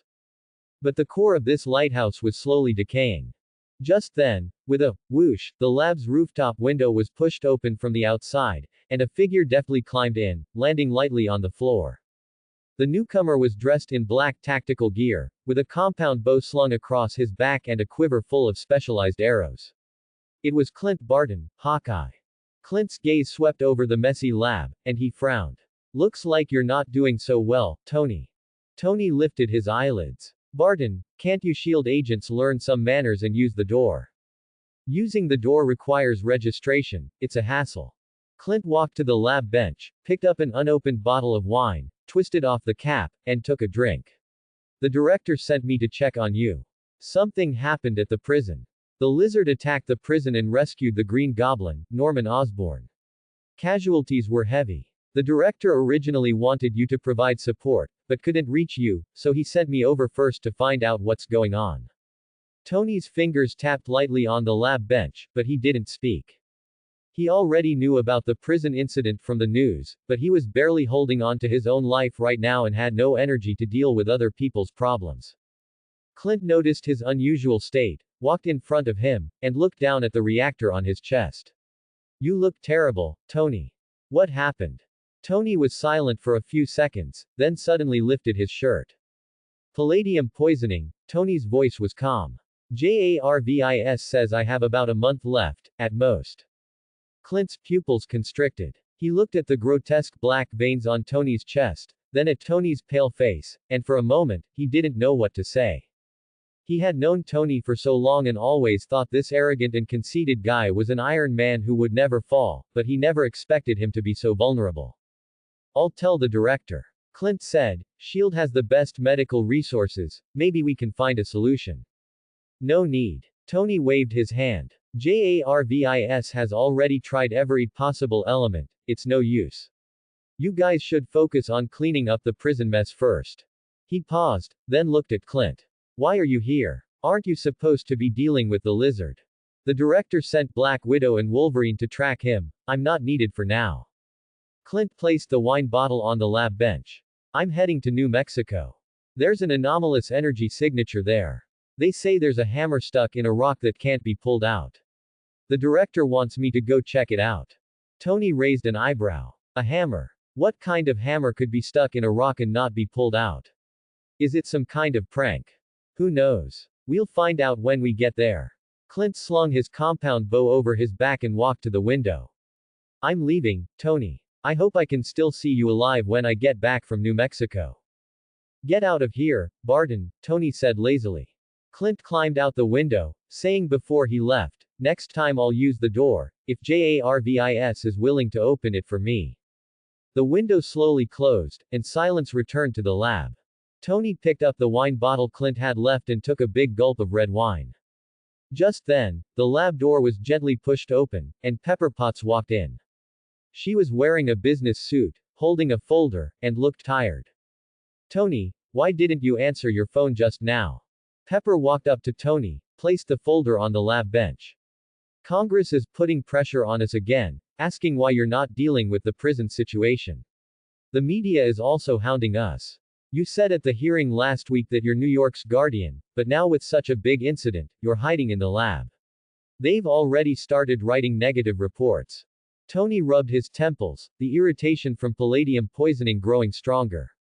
He looked up. Pepper, I'm not in the mood to deal with Congress and the media right now. Has the follow-up for the Expo projects been arranged? What about the test report for the civilian energy system? Also, the security system for Stark Tower needs upgrading. Has that company I asked you to contact gotten back to us? Pepper paused, clearly not expecting such an attitude from Tony. She frowned. The Expo projects are arranged, and the test report is in the folder. The security company is still waiting for our budget approval. Tony, I know you're busy, but the media and Congress are also very important.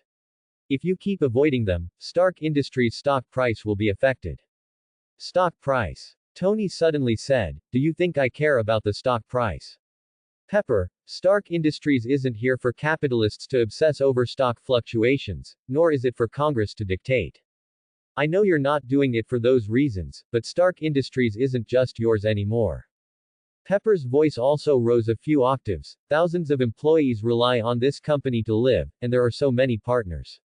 You can't just think about yourself. Their argument echoed in the lab, neither willing to back down. Tony's irritation from palladium poisoning and Pepper's frustration from work pressure made the argument increasingly intense. Just as Pepper was about to continue arguing, Tony suddenly fell silent. He looked at Pepper, the agitation in his eyes gradually fading, replaced by a complex emotion. Pepper, Tony's voice calmed, I announce that, effective immediately, I am appointing you as the CEO of Stark Industries, with full authority to manage all company affairs, including project approval, budget allocation, personnel adjustments, and all matters concerning Congress and the media. Pepper was completely stunned. She looked at Tony as if she hadn't heard him clearly. Tony, are you drunk? Do you know what you're saying? CEO. I'm just your assistant. I've never managed such a large company. You're not just an assistant, Pepper. Tony shook his head. You understand Stark Industries better than I do, and you know how to manage the company better than I do. For years, you've handled most of the company's affairs. You are more suited for this position than anyone else. I've been looking for a suitable successor, and only now do I realize that the most suitable person has been by my side all along. He paused, took out a pre-prepared appointment document from a drawer, and placed it in front of Pepper. This is the official letter of appointment. I've already signed it. According to Stark Industries' Articles of Association, as the largest shareholder, I have the right to directly appoint the CEO without board approval. From today on, Stark Industries is yours. Pepper looked at the appointment letter, then at Tony's serious gaze, and her eyes suddenly welled up. She had followed Tony for so many years, rising from a mere assistant to her current position, always silently supporting him, but she had never imagined that Tony would entrust the entire company to her. Tony, Pepper's voice choked, unsure what to say. Tony picked up 2 clean wine glasses, poured 2 glasses of red wine, and handed one to Pepper. Don't worry, you'll do great. I believe in you. Pepper took the wine glass, looking at the red wine within, her heart a mix of emotions. She didn't know why Tony had suddenly made this decision, but this trust filled her with deep gratitude. Thank you, Tony. Pepper raised her glass. Tony also raised his glass and gently clinked it with hers. I should be the one saying thank you, Pepper. All these years, thank you for being with me and helping me manage all of this. The red wine swirled in the glass, and a happy smile appeared on Pepper's face. Tony looked at Pepper's smile, but his heart ached as if pricked by a needle. He couldn't tell Pepper the truth, couldn't let her worry about him, so he could only use this method to entrust his most cherished company to the person he trusted most. The holographic projection in the lab was still lit, its pale blue light illuminating their faces.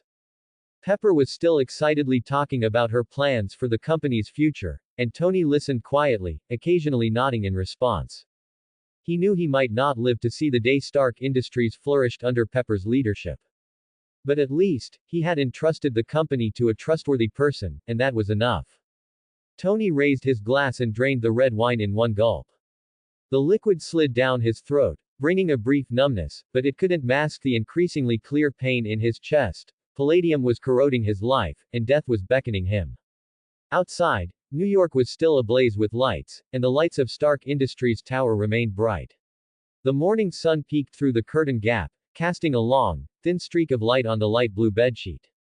When Lin Yi's consciousness returned, the first thing he felt was the slight tickle of hair brushing against his cheek.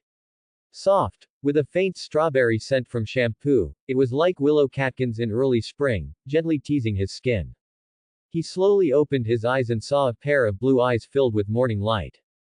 Gwen was propped on her arm, lying on her side next to him, her blonde hair loosely draped over her shoulders, a few mischievous strands falling across her forehead, dyed a pale gold by the sunlight.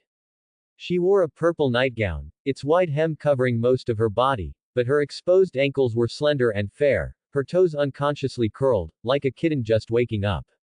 Awake. Gwen's voice ended with a gentle upward lilt. She reached out a finger and lightly touched Lin Yi's eyelashes. Your eyelashes are so long, longer than mine. Lin Yi took her mischievous hand and brought it to his lips, kissing it softly. Time to get up, we have a lot to do. No, Gwen burrowed into his arms, her cheek pressed against his chest, clearly hearing his strong heartbeat. Just a little longer, just a moment. Her voice was muffled, and her arms were wrapped tightly around his waist, as if afraid he would run away. Lin Yi smiled helplessly, letting her hold him. In the morning light, Gwen's blonde hair shimmered with a soft glow, her profile as delicate as a meticulously carved porcelain doll, her long eyelashes casting faint shadows under her eyelids, trembling gently with her breathing. He couldn't help but raise his hand, his fingertips brushing her cheek. The touch was soft and warm, making his heart soften. Oh, right, Lin Yi whispered in her ear. Ms. Potts acquired Osborne Industries' biological research project overnight and wants me to take people to receive it this morning, and also move the experimental equipment and data back to Stark Industries. I'll be in charge of this project from now on. Do you want to come with me? Gwen suddenly looked up, her blue eyes lighting up. Really? I can go to Osborne Industries' biological lab. When she had applied for an internship at Osborne Industries before, that lab was the one she wanted to go to most, but Dr. Connors hadn't recruited her. Of course, Lin Yi playfully tapped her nose, but don't you have class this morning? At 10 o'clock, right? Oh, I almost forgot. Gwen patted her forehead. But it's rare to have a chance to go to the lab. Lin Yi said, it's okay, there's still time. We'll go to Oscorp Industries first, and after I've taken over the project, I'll take you back to school.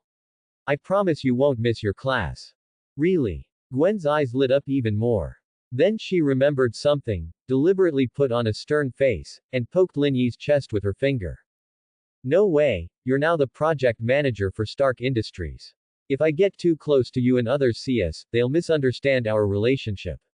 After all, I'm just an ordinary student, who wants to apply for an internship spot. As she spoke, she couldn't help but smile, and the amusement in her eyes was impossible to hide. Lin Yi cooperatively showed a disappointed expression and sighed, all right, if you say so, then it's better if we keep our distance from now on. I'll move out of your house later, so people don't gossip and affect your internship application. You wouldn't dare. Gwen immediately became anxious, reaching out to pinch Lin Yi's waist. Who told you to move out? I was just kidding. Lin Yi was amused by her pouting expression. He rolled over and pinned her beneath him, his nose touching hers. So, are you still going to keep your distance from me? No, I won't. Gwen laughed and begged for mercy, wrapping her arms around his neck and leaning in to kiss his lips. The morning light filtered through the curtains, enveloping their figures in a soft glow. The only sounds in the room were their breaths and heartbeats. Gwen. Lin Yi. What time is it? Aren't you getting up yet? George's loud shout suddenly came from downstairs. The two instantly froze. Gwen's face turned crimson, and she quickly pushed Lin Yi. Get up. Dad's downstairs. Lin Yi smiled and got up, helping her straighten her messy clothes. When they tiptoed downstairs after washing up, they saw George sitting at the dining table, holding a newspaper, with a plate of bacon and a cup of coffee in front of him. His expression wasn't particularly good. Clearly, he had already guessed they had spent the night together. Dad, good morning. Gwen's voice was a little guilty, and she didn't dare to look into George's eyes. She quickly walked to the dining table, sat down, and stuffed a piece of bacon into her mouth. Lin Yi also sat down and greeted him proactively, Chief, good morning. George put down the newspaper, glanced at the two of them, and finally sighed, hurry up and eat. Although he felt a little uncomfortable, he had already tacitly approved their relationship before, so he could only eat bacon while pretending to read the newspaper, ignoring the small gestures between them. Gwen secretly winked at Lin Yi, a smile playing on her lips. Lin Yi couldn't help but squeeze her hand, signaling her to rein it in. Just then, the sound of a car engine came from the yard. George looked up at the window and said, puzzled, why is there a car outside? No one said they were visiting in advance. Lin Yi smiled and said, it must be arranged by Ms. Potts. She said yesterday that she would send me a car for convenience, for me to use today. The group walked to the door and saw a shiny black Lincoln Continental parked in the yard. The driver, dressed in a black suit and white gloves, stood respectfully by the car door. Seeing Lin Yi come out, he quickly bowed. Mr. Lin Yi, I am the driver sent by Ms. Potts, responsible for your schedule today. Thank you for your trouble. Lin Yi nodded and turned to George. Chief, we're going to Oscorp Industries first. I'll bring Gwen back at noon. Be careful, George instructed, his gaze lingering on Lin Yi for a few seconds before adding, take good care of Gwen. I will. Lin Yi opened the car door, let Gwen get in first, and then sat beside her. The Lincoln's interior was luxurious, with soft and comfortable leather seats, and a small refrigerator and display screen in the back. Gwen curiously touched the seat. Is this the treatment for a Stark Industries manager? It's too luxurious. Once you become an intern, you might be able to ride in one too. Lin Yi said with a smile, handing her a bottle of orange juice. Gwen took the orange juice, took a sip, and sighed contentedly, I'll definitely work hard to pass the assessment. The car slowly drove away from Forest Hills, heading towards Oscorp Industries. On the way, Gwen excitedly planned her future internship life. Lin Yi listened quietly, occasionally chiming in with a few words of agreement. More than half an hour later, the car arrived at the Oscorp Industries building. This gray building was slightly shorter than the Stark Industries building but equally impressive. However, there were many more security guards at the entrance than usual, likely undercover agents. As soon as Lin Yi and Gwen got out of the car, they saw a young man in a black suit standing at the entrance. His face was pale, and his eyes were full of fatigue. It was Norman's son, Harry Osborn. Mr. Lin, Harry said, I know you're here to take over the biological experiment project. I've already had someone open the lab door, and the material has been organized. Harry, thank you. Lin Yi looked at his haggard appearance, feeling a little sympathetic. Are you okay? Your father's matter. Harry gave a bitter smile and shook his head. I'm fine, I'm just a little worried about him. Dr. Connors is missing, and there's no news from the prison. I don't know how he is now. Mr. Lin Yi, do you think my father still has a chance to change back? He said before that he was controlled by another personality, that wasn't the real him. He will. Lin Yi patted his shoulder. Your father's nature isn't bad, he was just suppressed by the Green Goblin's personality. As long as we find the right method, we can definitely help him return to normal. As for taking over the project, this was Ms. Potts' decision, and it's also to protect Oscorp Industries' biological research from falling into the wrong hands. I hope you can understand. I understand. Harry nodded. My father also said before that Stark Industries is a trustworthy company. If this project can continue to develop in your hands, perhaps it's a good thing. Lin Yi breathed a sigh of relief, not expecting Harry to be so reasonable.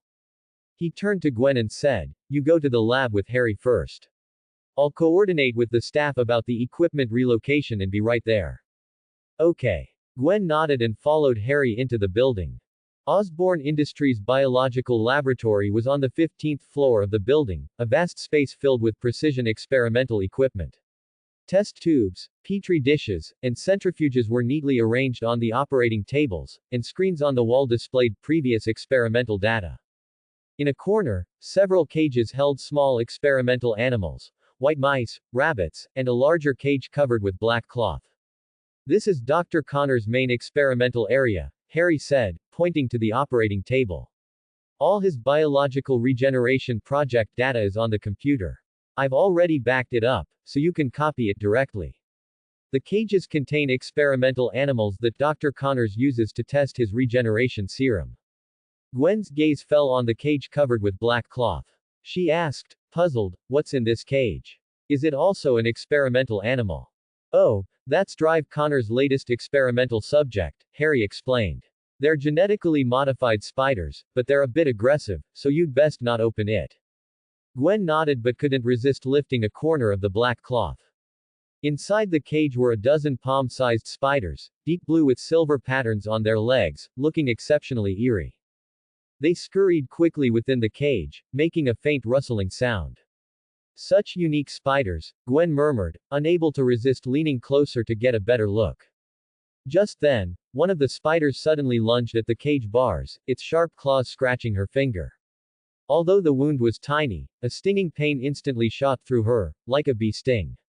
Hiss! Gwen gasped, quickly retracting her hand. A tiny bead of blood had already seeped from her fingertip. Are you okay? Harry quickly walked over, offering her a tissue. Wipe it quickly. I'll get some antiseptic wipes. I'm fine, just a small scratch, Gwen said, waving her hand with a smile, wiping the blood bead from her finger with the tissue. She didn't pay much attention, assuming it was a normal scratch, and quickly forgot about it, continuing to tour the lab with Harry. A few minutes later, Lin Yi finished the handover and walked into the lab.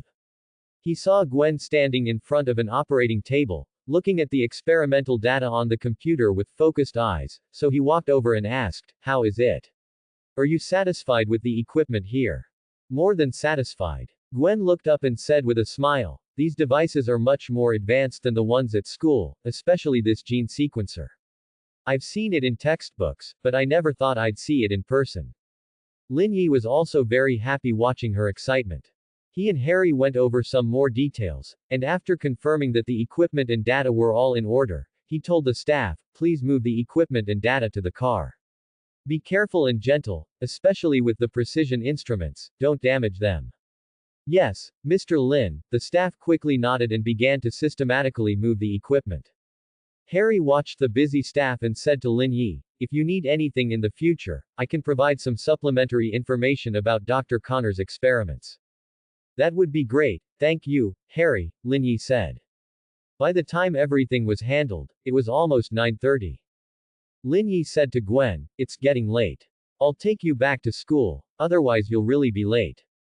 "Okay." Gwen nodded, said goodbye to Harry, and followed Lin Yi out of the Osborne Industries building. Sitting in the car, Gwen suddenly felt something was off. The finger scratched by the spider began to feel hot, and it grew hotter and hotter, as if something was wriggling under her skin. She instinctively clenched her hand, and fine beads of sweat appeared on her forehead. "What's wrong? Are you feeling unwell?" Lin Yi quickly noticed her abnormality and turned to look at her. Gwen bit her lower lip and whispered, "In the lab just now, I was bitten by a spider in the cage. Now my finger feels a bit hot, and I'm a little dizzy." Bitten by a spider. Lin Yi's heart skipped a beat, and he instantly recalled Peter Parker gaining superpowers after being bitten by a spider. Was Gwen also going to become Spider-Gwen? He quickly took Gwen's hand and saw that the wound on her fingertip was already red and swollen, and the surrounding skin was a faint pink, clearly not a normal scratch. "Don't worry, I'll take you somewhere." Lin Yi immediately told the driver, "Sir, please pull over." The driver pulled over and stopped. Lin Yi took Gwen's hand and led her into a nearby alley. This was an abandoned warehouse district near Osborne Industries, usually deserted, perfect for testing abilities. "Lin Yi, what are we doing here?" Gwen was a bit confused. The dizziness was getting stronger, yet she inexplicably felt full of strength. Lin Yi didn't speak, leading her into an abandoned warehouse. The warehouse was empty, with only a few old wooden crates, and the floor was covered in dust. He released Gwen's hand and said, "Try jumping, see if you can jump higher." Jump. Although Gwen was puzzled, she did as he said. She lightly jumped, and her body instantly leapt over 2 meters high, landing steadily on a wooden crate. "Oh my god. How can I jump so high?" Gwen covered her mouth in surprise, her eyes wide. Lin Yi's suspicions were confirmed. He smiled and said, "Now try to climb the wall." Gwen walked to the warehouse wall, hesitated for a moment, and then pressed her hand against it. To her surprise, her hand stuck firmly to the wall, like a suction cup. She tried to climb up, her body as light as a cat, and quickly reached the top of the warehouse. She looked down at Lin Yi and shouted excitedly, "Lin Yi, I can climb walls." Lin Yi also smiled. Just as he was about to speak, he saw a white web shoot from Gwen's wrist, sticking to a wooden crate opposite. Gwen herself was startled and quickly retracted her hand. "Webs. I can shoot webs." Gwen excitedly jumped down from the wall and ran to Lin Yi, grabbing his hand. "Lin Yi, what exactly is going on? Am I turning into a monster?" "Not a monster, it's a superpower," Lin Yi said gently, stroking her hair. "Just like Spider-Man, you were bitten by a genetically modified spider and gained the same superpowers as him. Super strength, jumping ability, wall crawling ability, and webs."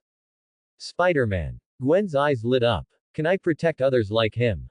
Of course you can. Gwen hugged Lin Yi tightly. That's great. Lin Yi, thank you for bringing me here. You're welcome. Lin Yi hugged her back and whispered in her ear, today is a day worth celebrating. How about skipping class? Gwen hesitated. She was usually very well behaved and never skipped class, but thinking about her new superpowers and spending time alone with Lin Yi, she finally nodded. Okay. So where should we go? How about Central Park? Lin Yi said with a smile. There's a lawn, a lakeside, you can try out your superpowers, and we can have a picnic. Yes, yes. Gwen immediately agreed, grabbing Lin Yi's hand and eagerly walking out of the warehouse. Sunlight streamed through the warehouse windows, falling on them and casting long shadows. As Gwen walked, she couldn't help but try to shoot webs, watching them arc gracefully through the air, a smile never leaving her face. The car restarted and headed towards Central Park. In the car, Gwen was still excitedly experimenting with her superpowers, sometimes trying to cling to the car window, other times shooting webs to wrap around the grab handle on the roof, like a child with a new toy. Lin Yi watched her quietly, occasionally reminding her to be careful, the smile on his lips never fading. The midday sun was bright. Lin Yi and Gwen spread out a checkered picnic blanket and sat near the lake. There was still half a sandwich and a few strawberries left in the lunch box. Gwen was looking down, gently touching the edge of the picnic blanket with her fingertips. When she applied a little pressure, she could actually make the blanket lightly adhere to her fingers. Be careful not to flip the blanket over. Lin Yi offered her a strawberry. Gwen opened her mouth and bit into the strawberry. She looked up, her blue eyes sparkling. I still can't control it very well. Just now, I tried to pick up a fork that fell on the ground, and my hand stuck to the ground as soon as I touched it. Take your time. You've only just awakened your abilities. Peter also used to stick himself to the ceiling all the time when he first started. Lin Yi ruffled her golden hair, his fingertips feeling the warmth of the sun lingering in her strands. Gwen leaned on his shoulder, watching the swans swim on the lake, her voice soft. Luckily you're here to practice with me, otherwise I'd be panicking. Miss Potts asked you to be in charge of the biology project, so will you be going to the lab often from now on? Yes, but I'll try my best to make time to attend classes with you. As soon as Lin Yi finished speaking, he heard a gentle female voice from behind them. It seems you two are having a good time today. They both turned around at the same time, only to see Diana Prince wearing a beige trench coat, her black hair tied back in a neat ponytail, and her deep blue eyes particularly clear in the sunlight. Standing beside her was Bruce Wayne, whose black suit made him look tall and distinguished. He held a folded blueprint in his hand, his brows slightly furrowed, as if still deep in thought. Miss Diana. Young Master Bruce. Gwen immediately sat up straight, and Lin Yi also stood up, greeting them with a smile. What a coincidence, are you two also taking a stroll in the park? Bruce and I were discussing some technical issues. Diana's gaze fell on Gwen. Gwen looks well. Are you still adapting to this morning's little surprise? Gwen nodded. It's okay. Lin Yi helped me practice for a while, and I can control it a little now. That's good. Diana turned to Lin Yi. Oh, by the way, the museum curator told me yesterday that he had reserved an assistant position for you, but looking at the current situation, you probably don't need that job anymore. Being a project leader at Stark Industries is much more challenging than being a museum assistant. I still want to thank you and the curator for your kindness. Lin Yi quickly said, if I have time in the future, I still want to help out at the museum. Learning more about archaeology wouldn't be bad. You're always welcome. Diana smiled and nodded. Bruce, who was beside them, put away the blueprint. You should have heard yesterday that Stark Industries has a new CEO. Pepper Potts has taken over all affairs. Tony Stark hasn't shown up. As the project leader he appointed, do you know why? Lin Yi's heart stirred. According to the timeline, Tony Stark's palladium poisoning did occur after the congressional hearing. Perhaps he should find an opportunity to hint at Tony. I only know that Miss Potts has been coordinating all projects recently. Mr. Stark might be busy with other R&D. But I plan to contact him tonight to report on the handover of the biology project, and I'll keep an eye out then. Oh, by the way, Bruce, you just said you wanted to test the battlesuit.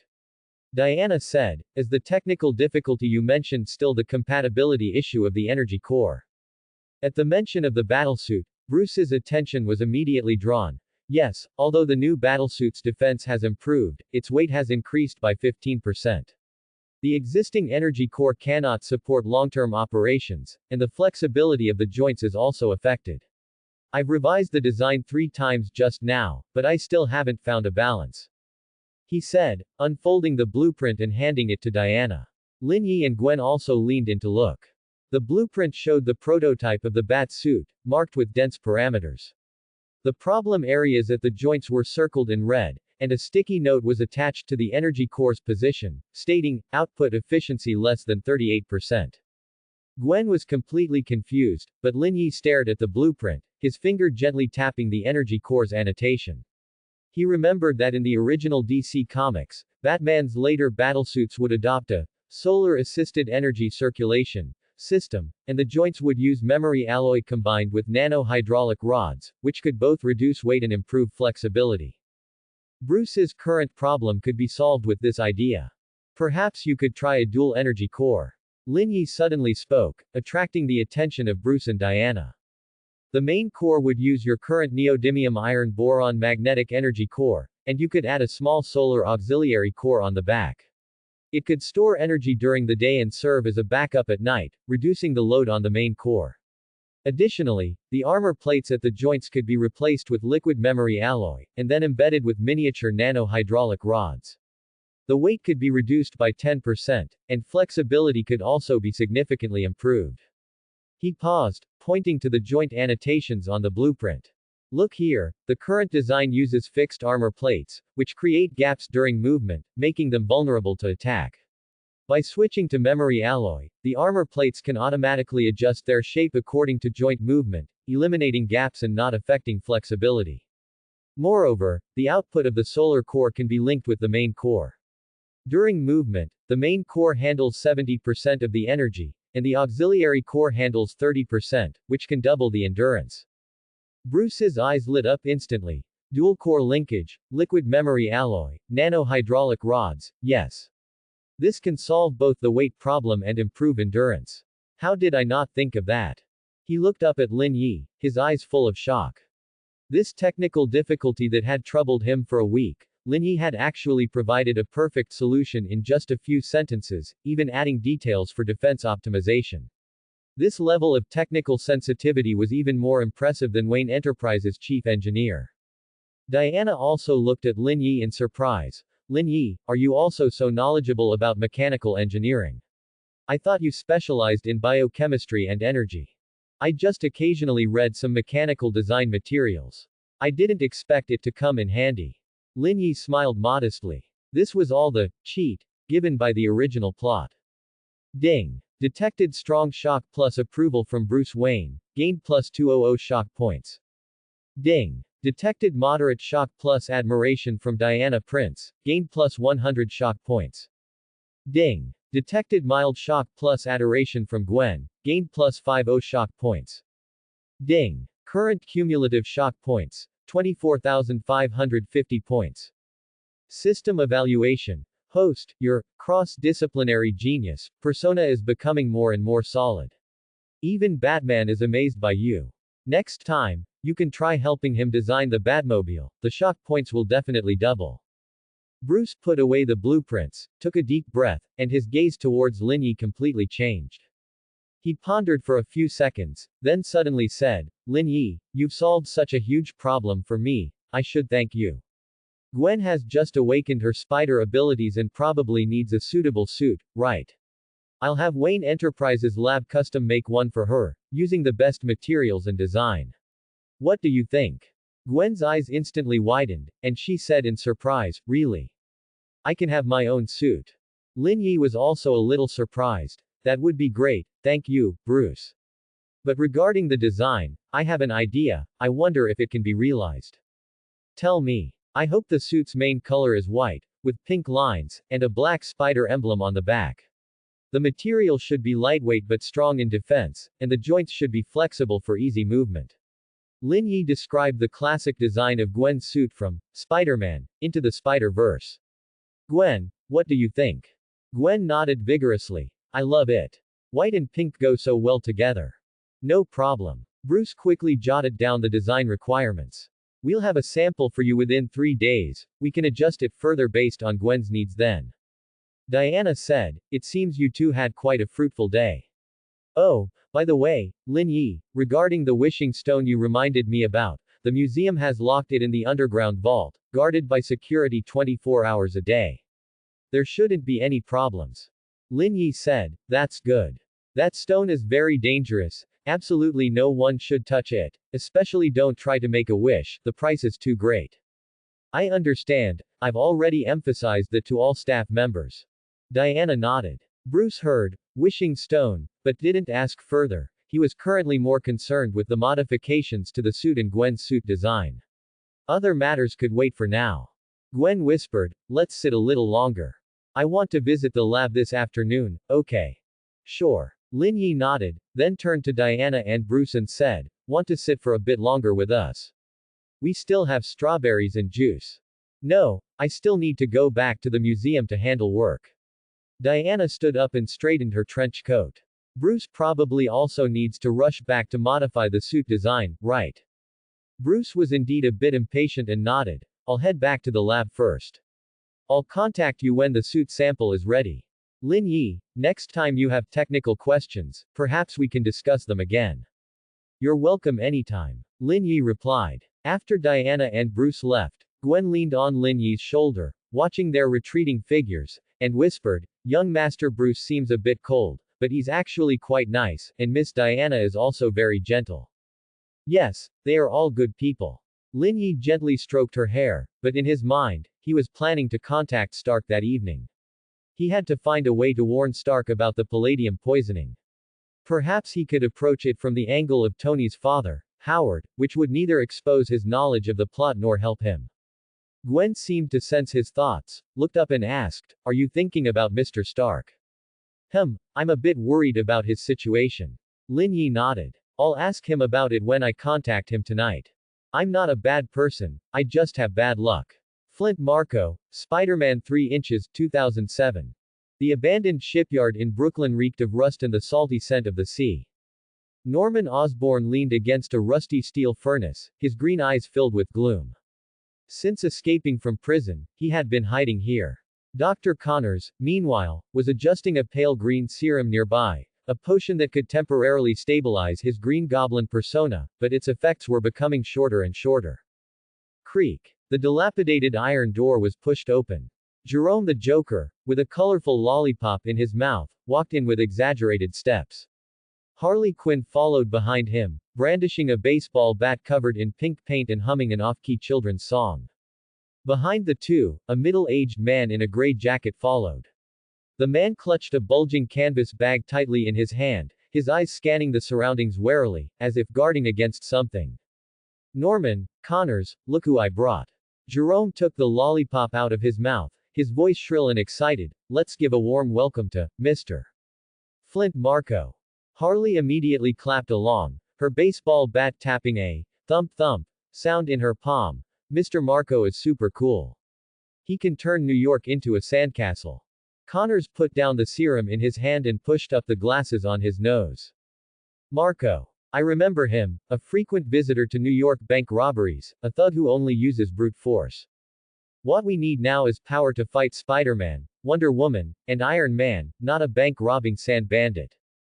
Jerome's smile remained unchanged. He walked up to Connors, the colorful lollipop almost poking Connors's eye.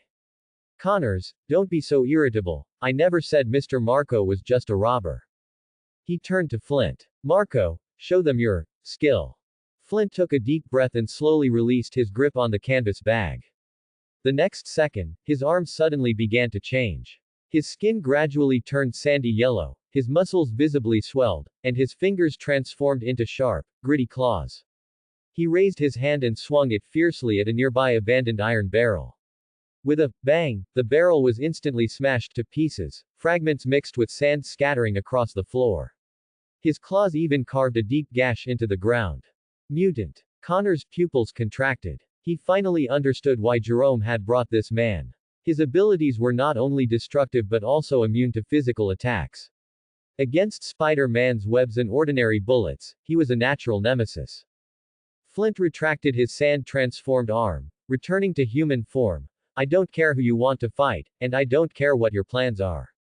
He pointed to the canvas bag in his hand. This is the money I robbed from the bank. It's not enough to pay for my daughter Penny's medical treatment. Can you help me raise the medical expenses? As long as Penny can get better, I'm willing to do anything. Medical expenses. Jerome suddenly burst into laughter, and Harley laughed along. Jerome laughed for a good while before patting Flint's shoulder. Marco, do you know who you're standing in front of? The founder of Oscorp Industries. He has $200 billion. Forget your daughter's medical expenses, even if you wanted to buy all the hospitals in New York, he could do it. Flint looked sharply at Norman. Mr. Osborn, can you really help me? Norman revealed a sinister smile. Help you? Of course. He walked up to Flint and patted his chest. As long as you help me destroy Stark Industries, take out that kid named Lin Yi, and Spider-Man, I'll not only cure your daughter but also give you enough money to last a lifetime. Good. Flint didn't hesitate for a moment, immediately agreeing, I'll help you.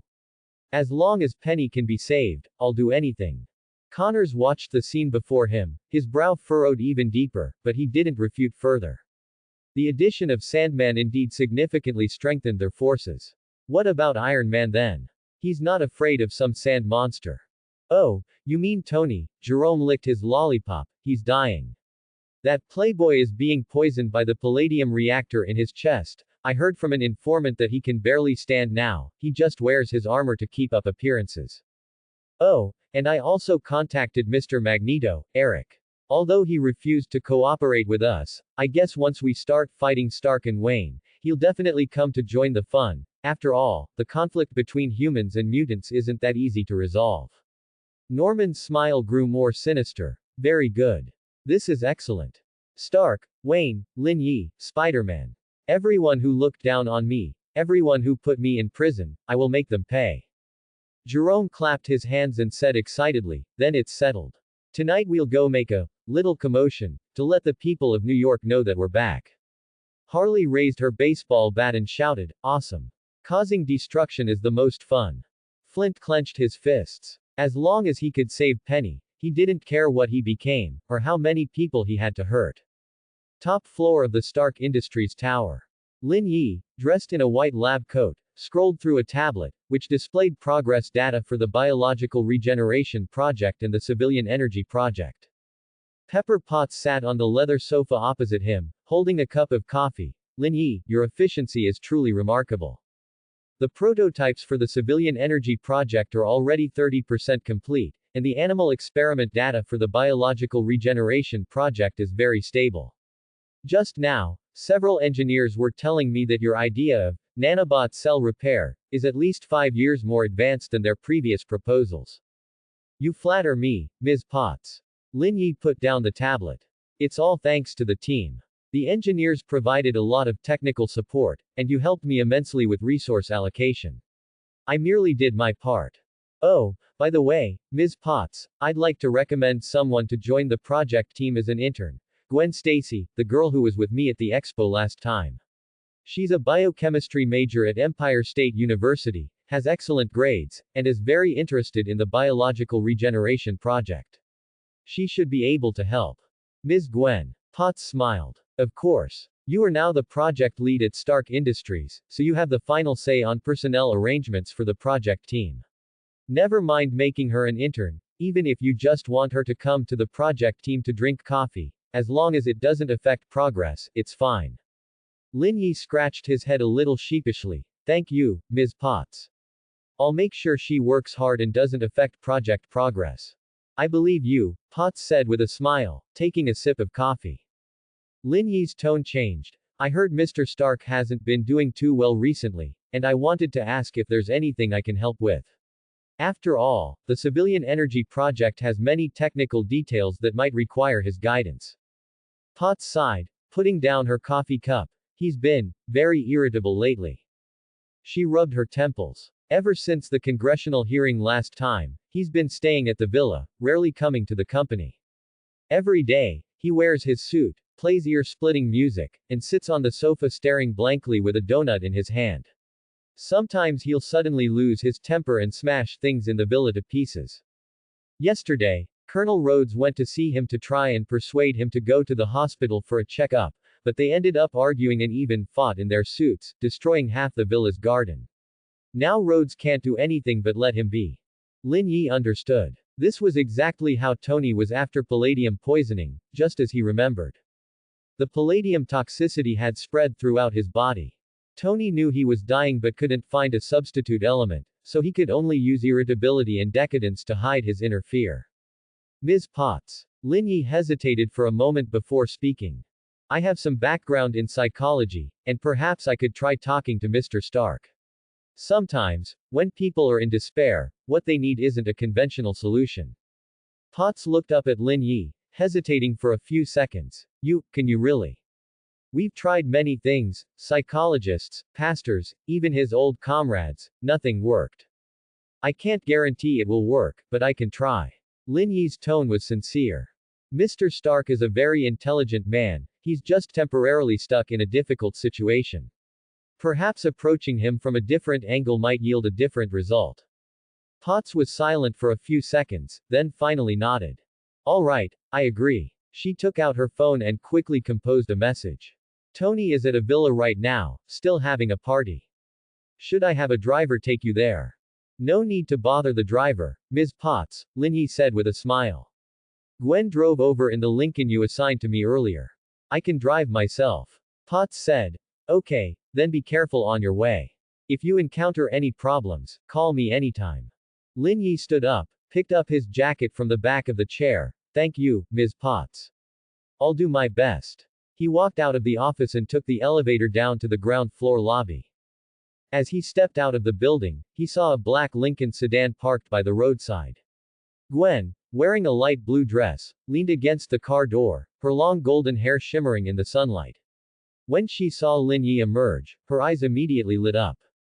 Lin Yi quickly walked over and playfully pinched Gwen's cheek. Ms. Gwen, are you a complimentary accessory to this car? How is it that as soon as I come out, I see such a beautiful gift? Gwen's cheeks flushed. She reached out and hugged Lin Yi's waist, burying her face in his chest. Yes, I'm giving myself to you as a gift. She looked up, her blue eyes full of laughter. Are we going home now? Lin Yi lowered his head, gently kissed her forehead, and smiled. No rush to go home. We're going to a party first. A party? Gwen's eyes widened in surprise. Don't you dislike parties? You barely stayed at the last one before leaving. This time it's different. Lin Yi took her hand, opened the car door. We're going to be psychological experts, for once, to give a playboy in trouble some psychological counseling. Gwen paused, then realized. You mean Mr. Tony Stark? Lin Yi nodded, getting into the driver's seat. He hasn't been doing well lately, and Ms. Potts asked me to try talking to him. Will you come with me? Yes. Gwen immediately nodded, getting into the passenger seat. I've never been to Mr. Stark's villa before. And I can help you too. I studied Introduction to Psychology in school, maybe I can be of assistance. I am still worthy. Thor Odinson, Avengers, Endgame 2019. New Mexico desert. The sun was so scorching it could crack the ground. SHIELD's temporary research base was cordoned off by high-grade isolation tape, enclosing a 100-meter radius. Silver metal tents stood out starkly in the desert, with a dozen military trucks parked around them. Heavily armed agents patrolled vigilantly. In the center of the isolation zone, the Mjolnir, embedded in a rock, glowed with a faint blue light. Agent Coulson, wearing a black suit, had a thin sheen of sweat on his forehead. He held a tablet displaying the Mjolnir's detection data. Beside him, Hawkeye Clint leaned casually against a truck, a specialized arrow knocked on his bowstring, his gaze occasionally sweeping towards the man outside the isolation zone, Thor, who wore a worn leather jacket and had a stubborn look on his face. Thor was restrained by two agents at the edge of the isolation zone, his hair disheveled, yet he still struggled to rush towards the hammer, roaring. That's my hammer. Let me go. I am the Prince of Asgard, you mortals have no right to stop me. Sir, please calm down. Coulson closed his tablet and walked up to Thor. We are merely conducting a safety inspection on an unknown object. No one can approach it until we receive instructions from director Nick Fury. Tell him to come out and see me. I want my Mjolnir back so I can return to Asgard. Clint straightened up from the truck and walked over to Coulson. Looking at Thor, he said word for word, the director sent a message. A young man named Lin Yi asked him to relay a message. The one who wields the hammer cannot be a hammer. The one who wields the hammer cannot be a hammer. Thor was stunned. Meanwhile, in a private villa in New York, a completely different kind of party was underway, a stark contrast to the desert. In the villa's outdoor pool, men and women in swim trunks and bikinis laughed and played, splashing water while holding champagne glasses. On the lawn by the pool, several band members were frantically playing rock music, the volume so loud it almost shattered the glass. In the center of the area, Tony Stark, dressed in a silver and red Mark armor, was shooting watermelons thrown into the air with his repulsor rays.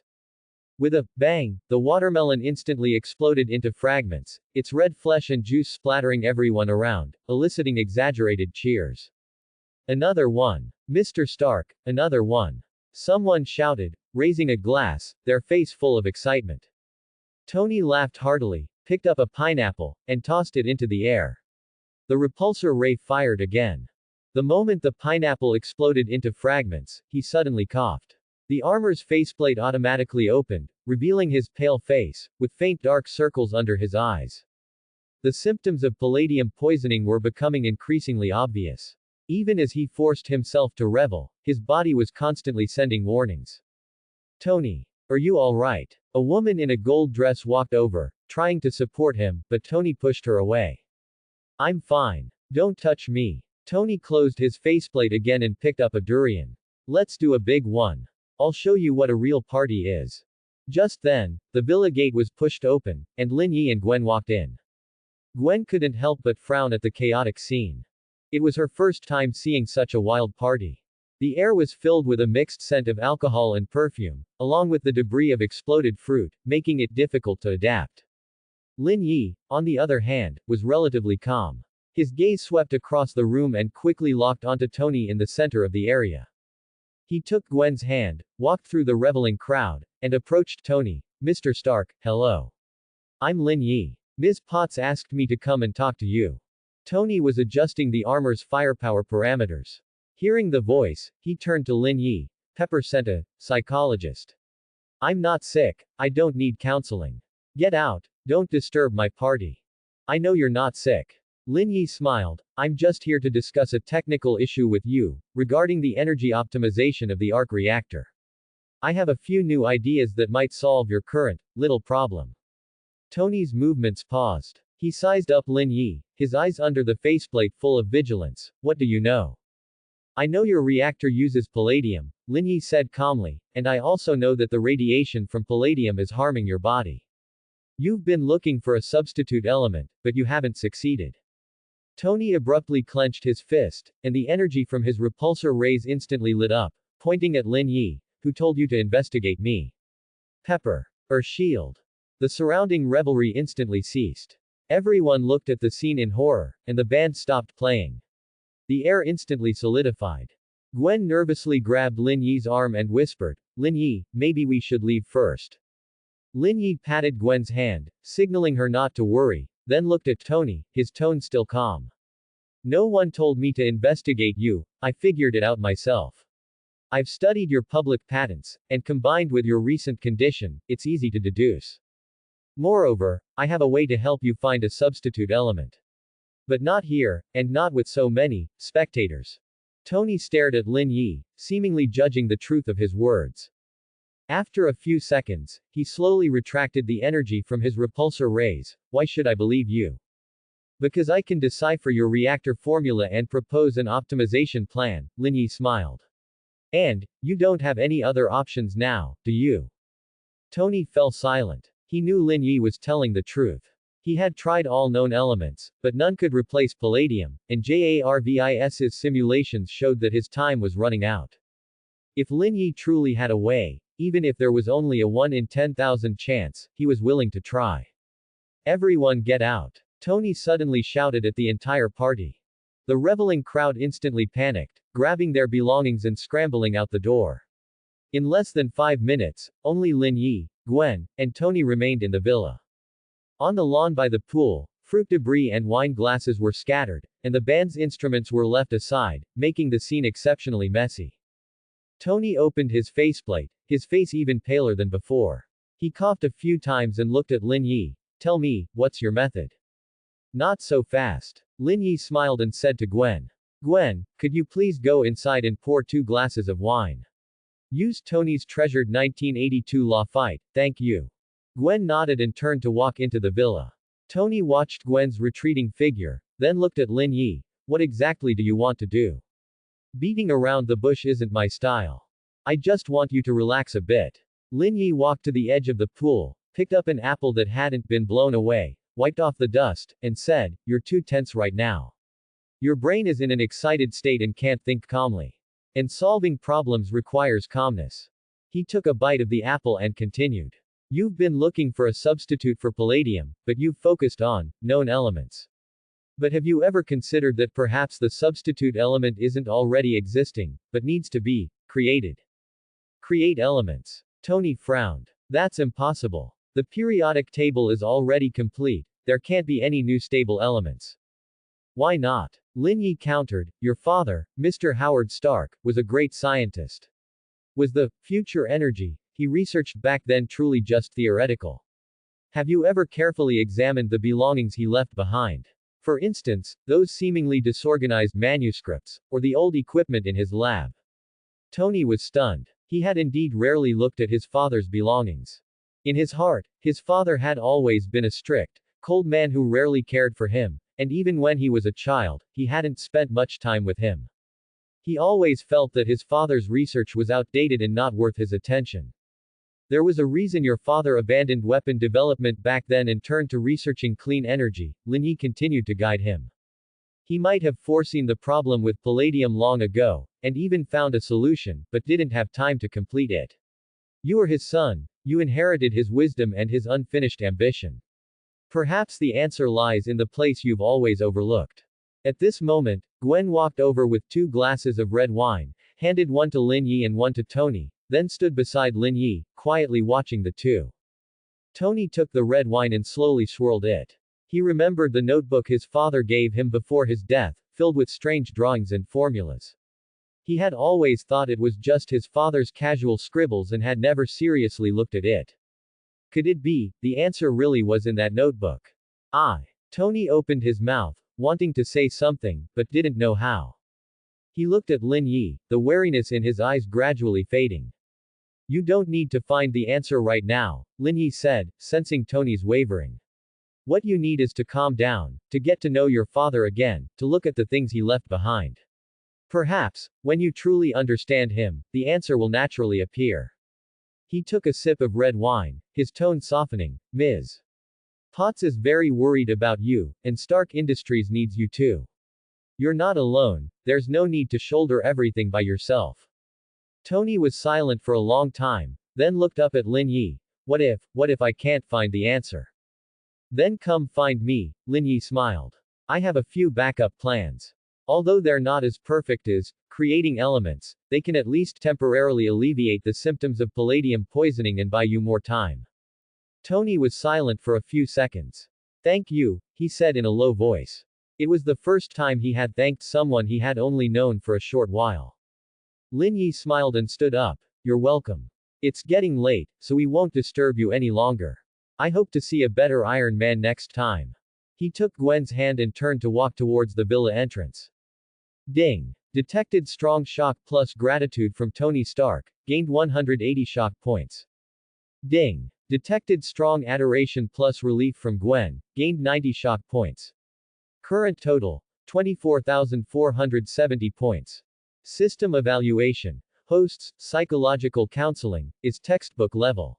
Not only did you handle Tony, but you also earned shock points and unlocked the plot profit skill. But don't reveal too much next time, be careful Tony takes you for a spy. Lin Yi ignored the system's complaints and led Gwen into the Lincoln sedan parked at the villa entrance. Gwen buckled her seatbelt and looked at Lin Yi, her eyes sparkling. Lin Yi, you're amazing. How did you know about the new element? I guessed, Lin Yi smiled, not telling the truth. He couldn't very well tell Gwen he saw it in a movie, could he? Howard Stark loved Tony so much, he would definitely consider possible problems. Gwen nodded, half understanding, then leaned her head on Linyi's shoulder. Linyi ruffled Gwen's hair and started the car. The Lincoln sedan slowly drove away from the villa, heading towards the city along the Long Island Highway. As the car entered downtown Manhattan, Linyi suddenly frowned. From a distance, screams and the sound of breaking glass echoed from the streets, and people were running frantically. He slowed down, looking up at the sky. The normally dark night sky was now illuminated by colorful fireworks, exploding high above, forming various bizarre patterns. What's going on? Gwen also noticed something was wrong and nervously grabbed Linyi's arm. Linyi didn't speak, merely sped up, driving towards the direction of the sounds. Turning a street corner, the sight before them stunned both of them. The streets were in chaos, storefront windows were shattered, goods were scattered everywhere, and several thugs, armed with baseball bats, were robbing a jewelry store. The shop assistant was cowering in a corner, trembling. In the distant plaza, more thugs were wantonly destroying things.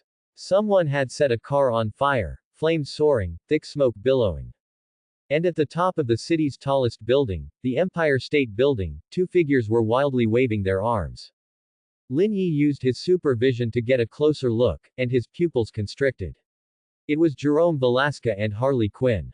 The Joker was wearing his signature purple suit, his face painted a ghastly white, holding a megaphone, shouting down at the chaos, "Come on. New York. Forget those so-called heroes. Forget those boring rules. Now, it's time for our carnival." Harley Quinn, meanwhile, sat on a nearby satellite dish, holding a machine gun, firing wildly into the sky. She laughed and shouted, "Jerome. Look. They're so happy. This is how New York should be." Linyi cursed under his breath, immediately stopped the car, and grabbed Gwen's hand. "Gwen, you stay in the car, lock the doors, and don't come out. I'm going to check the situation." "No. I'm coming with you." Gwen held Linyi's hand tightly. "I have abilities now, I can help you." Linyi looked at Gwen's determined eyes and knew he couldn't dissuade her. He nodded. "Okay, but you must stay by my side. Don't act alone." Gwen nodded vigorously, then pushed open the car door with Linyi. Just as they got out of the car, they heard a piercing siren. George, with a team of police officers, was rushing towards the direction of the chaos. Seeing Linyi and Gwen, George's expression changed, and he shouted, "Linyi! Gwen! Get in the car. It's too dangerous here." "Sheriff." Linyi ran towards George. "What exactly happened? Why are there so many thugs?" "It's the Joker," George said, while directing police to evacuate the crowd. "He somehow incited a large number of people, and also released escaped prisoners from jail. Now the entire Manhattan is in chaos. We need backup, but S.H.I.E.L.D. and the X-Men are unreachable, and Iron Man is also." Before he could finish, a huge explosion suddenly echoed from a distance. At the top of the Empire State Building, the Joker had actually detonated a small bomb. Fireworks and flames mixed together, forming a giant J shape, as if to flaunt his victory. "It seems we're in trouble," Linyi said. The once bustling streets had now devolved into a chaotic battlefield. Shards of glass glinted coldly under the streetlights, burnt-out cars emitted black smoke, and screams, sirens, and explosions mingled together. Rioters took advantage of the chaos, smashing shop windows and running through the streets with stolen goods. Others held burning bottles, throwing them at passing vehicles, the flames arcing brightly in the night. In the emergency meeting room of the White House in Washington, D.C., a projection screen was broadcasting live images of the New York chaos. The president's face was ashen, and he pounded his finger on the table, saying, "NYPD, FBI, S.H.I.E.L.D., deploy every available force. The situation must be brought under control before dawn. Tell Nick Fury that if New York is destroyed, he can forget about being the director of S.H.I.E.L.D. On the other end of the phone, Nick Fury replied, "Mr. President, all S.H.I.E.L.D. agents have been deployed. Romanoff and Hawkeye are leading the charge on the front lines. We will do our best to hold New York." After hanging up, Nick Fury looked at the surveillance screens in his office, his brow furrowed in a deep frown. On the screens, a massive Sandman was rampaging through the streets of Queens, each step crushing the asphalt, and a single swing of his arm could flatten a police car. Meanwhile, the figures of the Joker and Harley Quinn appeared above the New York Police Department. At 8:17 p.m., in the mailroom of the New York Police Department, veteran Officer Tom was rubbing his throbbing temples. Hours of continuous chaos had left him utterly exhausted. The coffee on his desk had gone cold and been reheated, then gone cold again. Just then, a package wrapped in colorful paper was delivered. It had no sender information, only stating, "To all the brave officers of the NYPD. Who's playing pranks again?" Tom muttered, reaching out to open the package. No sooner had he spoken than the package suddenly emitted a beep beep countdown. Tom's face changed drastically. He threw the package to the ground and pulled Lily, running out the door. "Get out of the way. It's a bomb." Boom. A deafening explosion rocked the building, the mailroom instantly engulfed in flames, and shattered wall fragments rained down like shrapnel. The entire police station building shook violently, all the second-floor windows shattered, and thick smoke poured from every corner. Commissioner Gordon, who was in the conference room processing casualty reports, was thrown to the ground by the blast. His forehead hit the corner of a table, and blood immediately streamed down, staining his uniform. "Commissioner." A nearby officer quickly helped Gordon up, only to find him unconscious and breathing faintly. In the midst of the chaos, a modified helicopter appeared above the police station. The cabin door opened, and the Joker, Jerome, dressed in a purple suit and wearing an exaggerated green top hat, stood on the edge of the cabin, holding a megaphone. His voice, amplified by the megaphone, echoed throughout the entire district. "Hey, Guardians of New York. Do you like the surprise I gave you? This is just an appetizer. The feast is just beginning." Harley Quinn leaned out of the cabin door, holding a submachine gun and spraying bullets at the officers on the ground, the bullets sparking against the pavement. "Puddin', they don't seem very happy. Should we give them a little more flavor?" "Not yet, baby." The Joker licked his lips, his eyes full of madness. "We have to wait for their reinforcements to arrive, otherwise it's too easy, and where's the fun in that?" Just then, a rush of footsteps was heard. Romanoff, leading 20 SHIELD agents, burst out from the street corner. The agents, dressed in black combat uniforms and armed with specialized tranquilizer guns and riot shields, quickly formed a cordon around the police station. Romanoff's black hair was tied back in a ponytail, her eyes filled with coldness. She raised a hand, signaling the agents to stop, and shouted at the helicopter, "Jerome, drop your weapons and surrender. You can't escape." Upon hearing Romanoff's voice, the Joker only laughed harder. "Oh, Miss Natasha. Long time no see. Are your skills still as impressive? But unfortunately, you won't win today." Romanoff wasted no more words, raising her hand to signal, "Attack." Two agents quickly set up rocket launchers, aiming at the helicopter's rotor blades. The other agents advanced step by step towards the helicopter, holding their riot shields. Suddenly, a violent tremor came from the ground, and a giant green figure burst out from underground. It was the lizard, Curtis Connors. Roar. The lizard let out a furious roar, and with a swing of his massive claw, he sent two agents holding rocket launchers flying. The agents crashed into a wall, spitting blood, and fell unconscious. Romanoff's pupils constricted. She drew the two pistols from her waist and fired at the lizard. The bullets struck the lizard, but only left two shallow blood holes that quickly healed. Useless. The Joker laughed from the helicopter. "Dr. Connors's healing ability is formidable. Your little tricks can't harm him at all." The lizard advanced step by step towards the agents, each step making the ground tremble. His claws scraped across the ground, leaving deep marks, and the agent's riot shield shattered like paper in his grasp. Romanoff knew a direct confrontation was futile. She whispered to the agent beside her, "Use net guns. Entangle his limbs and restrict his movement." 4 agents immediately pulled out net guns and fired at the lizard's limbs. The specialized alloy nets instantly wrapped around the lizard's arms and legs, temporarily restricting him. Romanoff immediately fired at the helicopter's fuel tank. Bang! A bullet hit the fuel tank. The helicopter began to leak fuel and emit black smoke. "Oh, this isn't fun." The Joker's smile vanished as he said to Harley, "Baby, it's time for us to go. Connors, it's your turn to perform." The lizard roared, his muscles bulging, and the alloy nets were torn apart by sheer force.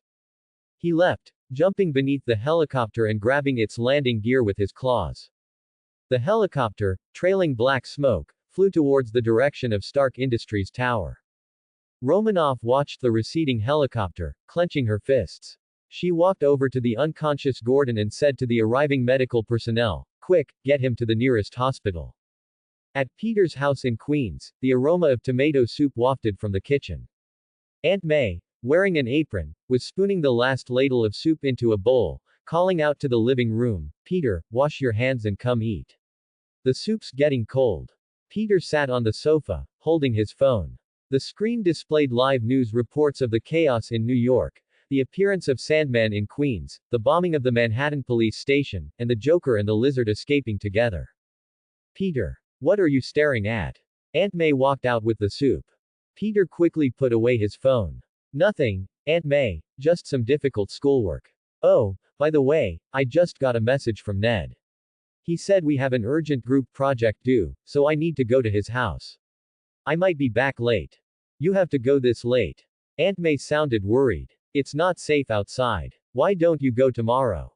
"I can't, Aunt May, the project is due tomorrow." Peter stood up, grabbed his jacket. "I'll be careful. My phone will be on, and I'll call you if anything happens." He quickly hugged Aunt May and then ran out the door. As soon as he reached the hallway, Peter pulled out his Spider-Man suit from his backpack and quickly changed into it. He shot a web, leapt, and swung out of the window, disappearing into the night. Bang! Peter landed next to a burning car, seeing several thugs surrounding an old woman and robbing her. He immediately shot a web, entangling the thugs' wrists, and with a strong pull, they tumbled together. "Hey, guys, robbing isn't a good habit," Peter said loudly, "especially robbing a lovely old lady, that's just rude." The thugs, seeing Spider-Man, panicked and tried to scramble away. But Peter didn't give them a chance. He webbed them together and hung them from a nearby streetlight. "Stay right there and wait for the police to pick you up." He turned and helped the old woman up, picking up her fallen grocery basket. "Are you all right?" "Thank you, Spider-Man," the old woman said gratefully. "It's so chaotic outside right now. If it weren't for you, I don't know what I would have done. Please go home quickly and don't come out again." After cautioning the old woman, Peter Parker shot a web, leapt into the air, and disappeared into the chaotic city. In the underground laboratory of Wayne Tower, blue lights illuminated the entire space. Bruce Wayne stood before the bat suit, his hands clad in black gloves, adjusting the suit's shoulder pads. The improved bat suit was lighter than before, with bulletproof alloy added to the shoulder pads and chest, and the holographic projection system in the helmet had also been upgraded, capable of displaying a real-time map of New York and enemy locations. Alfred, holding a black cape, walked over to Bruce and helped him fasten it. "Master Bruce, the Batmobile is ready, and the weapon systems have been debugged." Bruce put on his helmet. The helmet's visor automatically lowered, covering his face, revealing only a pair of deep blue eyes, cold and sharp. Alfred, his voice, filtered through the helmet's voice changer, carried a hint of mechanical texture. "After I leave, I'm entrusting you with the laboratory's monitoring system. Notify me immediately if anything happens." "Don't worry, Master Bruce." Alfred nodded, "I'll provide you with information support from here. Remember, don't be too impulsive, your safety is more important than anything." Bruce said nothing, turning to walk towards the Batmobile. The black Batmobile was parked on the track, its body sleek and fluid, the bat symbol on its hood gleaming coldly under the lights. He pulled open the door, slid into the driver's seat, and started the engine. The Batmobile let out a low growl, like a beast lying in wait. The track slowly opened, leading to the street outside Wayne Tower. The Batmobile shot out of the track, speeding through the night, the bat symbol on its roof cutting through the air, leaving a black afterimage. Passing citizens saw the Batmobile and stopped in their tracks, their faces showing surprise and hope. "Master Bruce," Alfred's voice came through the helmet's communicator. "Agent Romanoff sent word that Sandman is gathering at the amusement park in Queens. Joker and Lizard are also there, they seem to be preparing something. Additionally, Peter Parker has already arrived near the amusement park and is observing the situation." "Understood." Bruce gripped the steering wheel and accelerated. At the back door of the Metropolitan Museum, Diana Prince bid farewell to her colleagues. She wore a beige trench coat, her long black hair cascaded over her shoulders, and a gentle smile graced her face. Sorry, everyone, I have an urgent matter and need to leave first. I'll leave tomorrow's exhibition to you all. Diana, it's too chaotic out there, be careful. Her colleagues said worriedly. Don't worry, I'll be fine. Diana waved and turned into a nearby alley. She quickly shed her trench coat, revealing her Wonder Woman suit underneath. She put on her golden tiara, picked up the lasso of truth and the Godkiller sword she had placed in the alley, and leapt onto the rooftop. Diana stood on the rooftop, overlooking the chaotic New York, took a deep breath, and jumped out like a red lightning bolt. Roar! Sandman saw Diana, let out a furious roar, and swung his hand towards her. Diana deftly dodged, her golden bracelets blocking Sandman's attack with a loud bang. She seized the opportunity to wrap the lasso of truth around Sandman's neck and pulled hard. Sandman stumbled backward but quickly regained his footing, striking at Diana with a fist made of sand. Flint Marco, Diana's voice carried an undeniable sense of justice, your daughter Penny is still waiting for you in the hospital. Are you truly going to continue harming innocent people for the Joker? Sandman's movements paused, a flicker of hesitation in his eyes. Seeing this, Joker immediately shouted, Marco. Don't listen to her. As long as we control New York, you can have all the medical expenses you want. Sandman gritted his teeth and struck at Diana again. Diana sighed, knowing that further words were futile. She drew the Godkiller sword and slashed at Sandman's arm. The sand was cut in half but quickly reformed. It's useless. Joker laughed, his sand is endless. Today, New York will become our playground. Diana ignored Joker's taunts. She knew that to defeat Sandman, she had to find his weakness.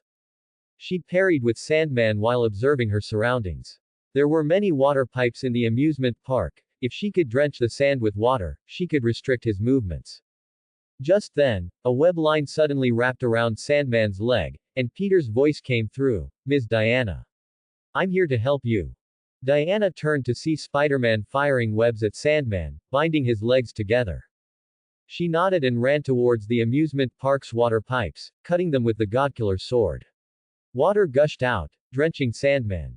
Drenched in water, Sandman's body began to grow heavy, and his movements slowed. Diana seized the opportunity to wrap the lasso of truth around Sandman's entire body, while Peter fired webs, securing Sandman to a nearby roller coaster track. We did it! Peter exclaimed excitedly. Seeing Sandman subdued, Joker's face turned grim. Connors. What are you waiting for? Kill them! Lizard roared and charged at Diana and Peter. The night deepened, and New York's chaos continued. Romanoff was organizing agents to evacuate civilians, Bruce's Batmobile was pursuing rioters on the streets, and Linyi and Gwen were also on their way. Fear is a weapon, it can kill, but it can also save. And I am the one who wields that weapon. Jonathan Crane, Batman Begins, 2005. The iron door of the underground laboratory slowly opened, and a suffocatingly sweet scent wafted out through the crack, spreading throughout the corridor. Jonathan Crane, wearing a white lab coat stained with light green liquid, a sickly smile on his face, clutched a silver control box in his hand. In the center of the lab, a heavily modified heavy-duty truck was parked. This military-grade truck, originally used for transporting industrial waste, was now completely unrecognizable. Its body was covered in thick black armor, etched with twisted skull and vine patterns. The cargo compartment was completely sealed, with two cylindrical giant storage tanks protruding from the sides. The tanks were transparent, filled with light green fear gas, and the liquid inside slowly sloshed, occasionally producing tiny bubbles. On the roof, 4 rotating spray devices were installed, their nozzles serrated like the fangs of a beast. Next to them, 2 giant display screens were mounted, continuously playing distorted images of people being consumed by fear. The wheels had been replaced with explosion-proof off-road tires, with metal anti-skid studs embedded in the treads, allowing for stable driving even on broken roads. The exhaust pipes had been modified into gas auxiliary diffusers, capable of spewing out a light green mist when activated, shrouding the truck in a shadow of fear. My darling, it's finally time to take you out to see the world.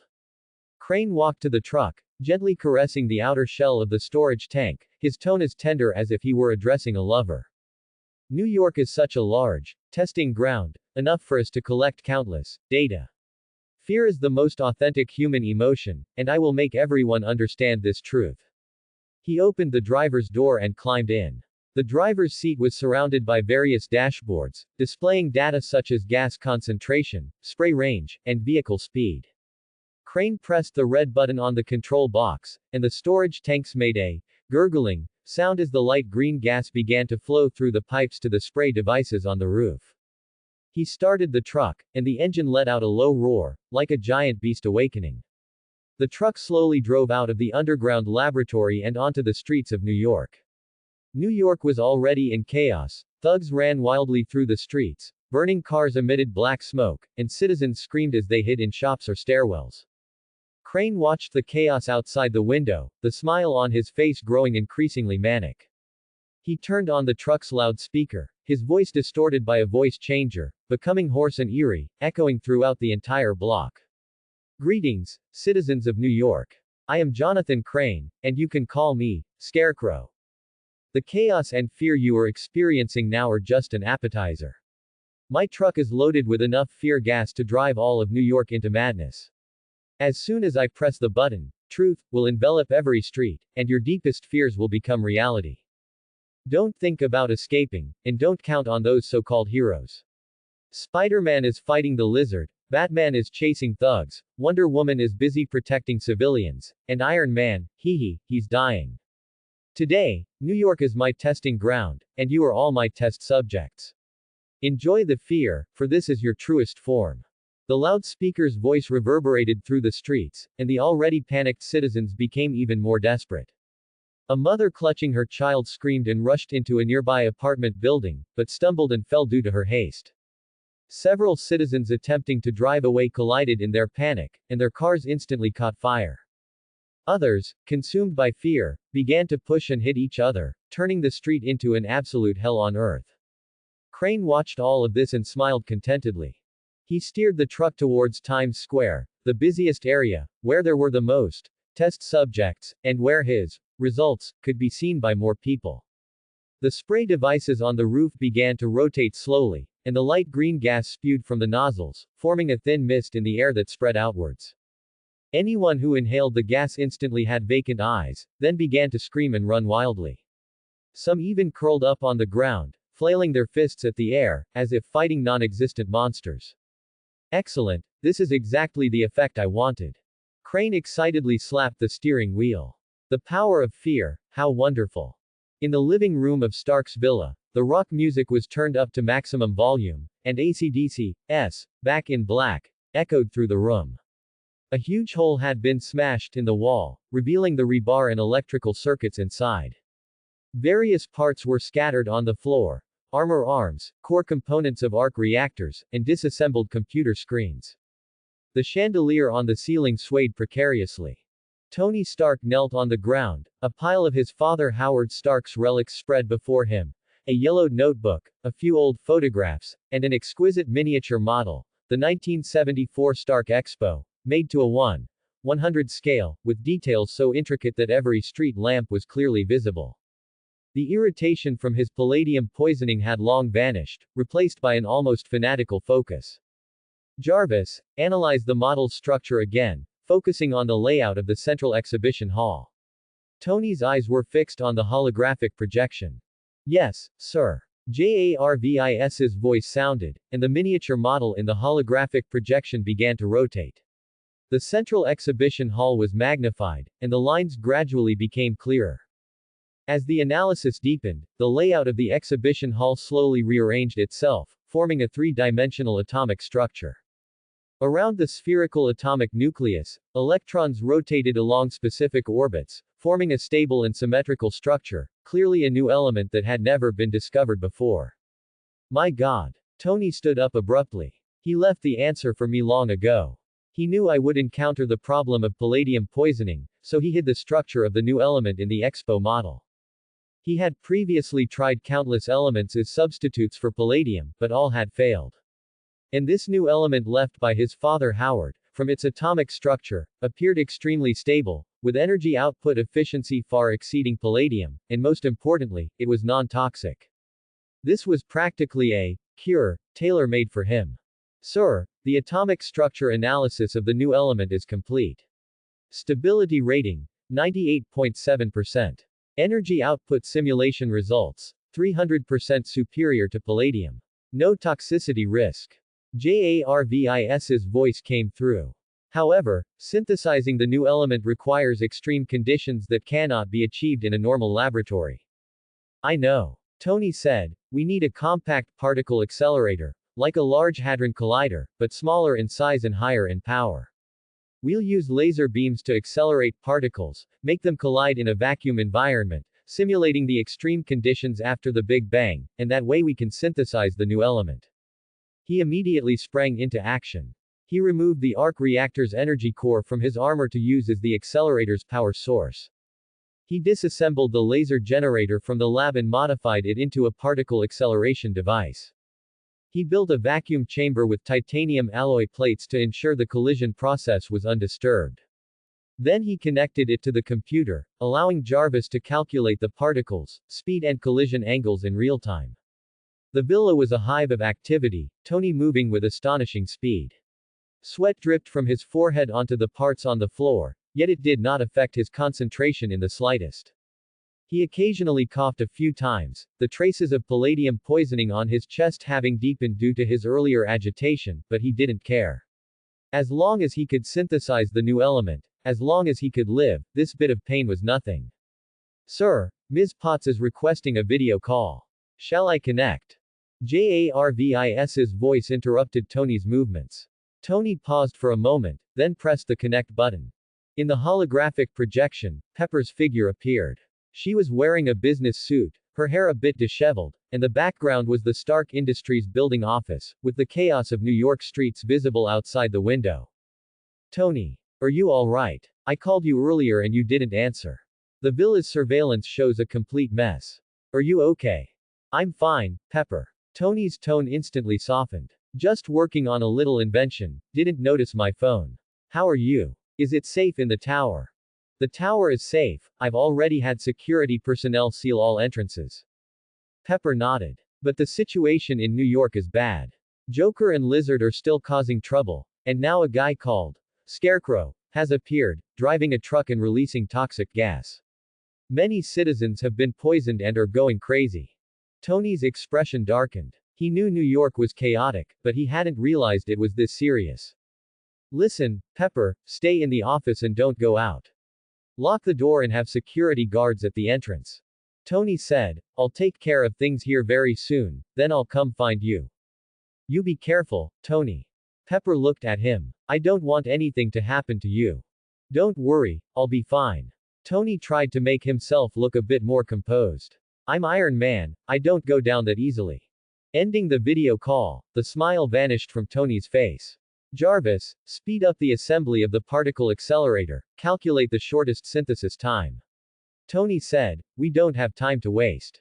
Yes, sir. Estimated assembly time remaining, 47 minutes. Synthesis process requires 12 minutes. Total, 59 minutes. Jarvis's voice sounded. Thanks for watching.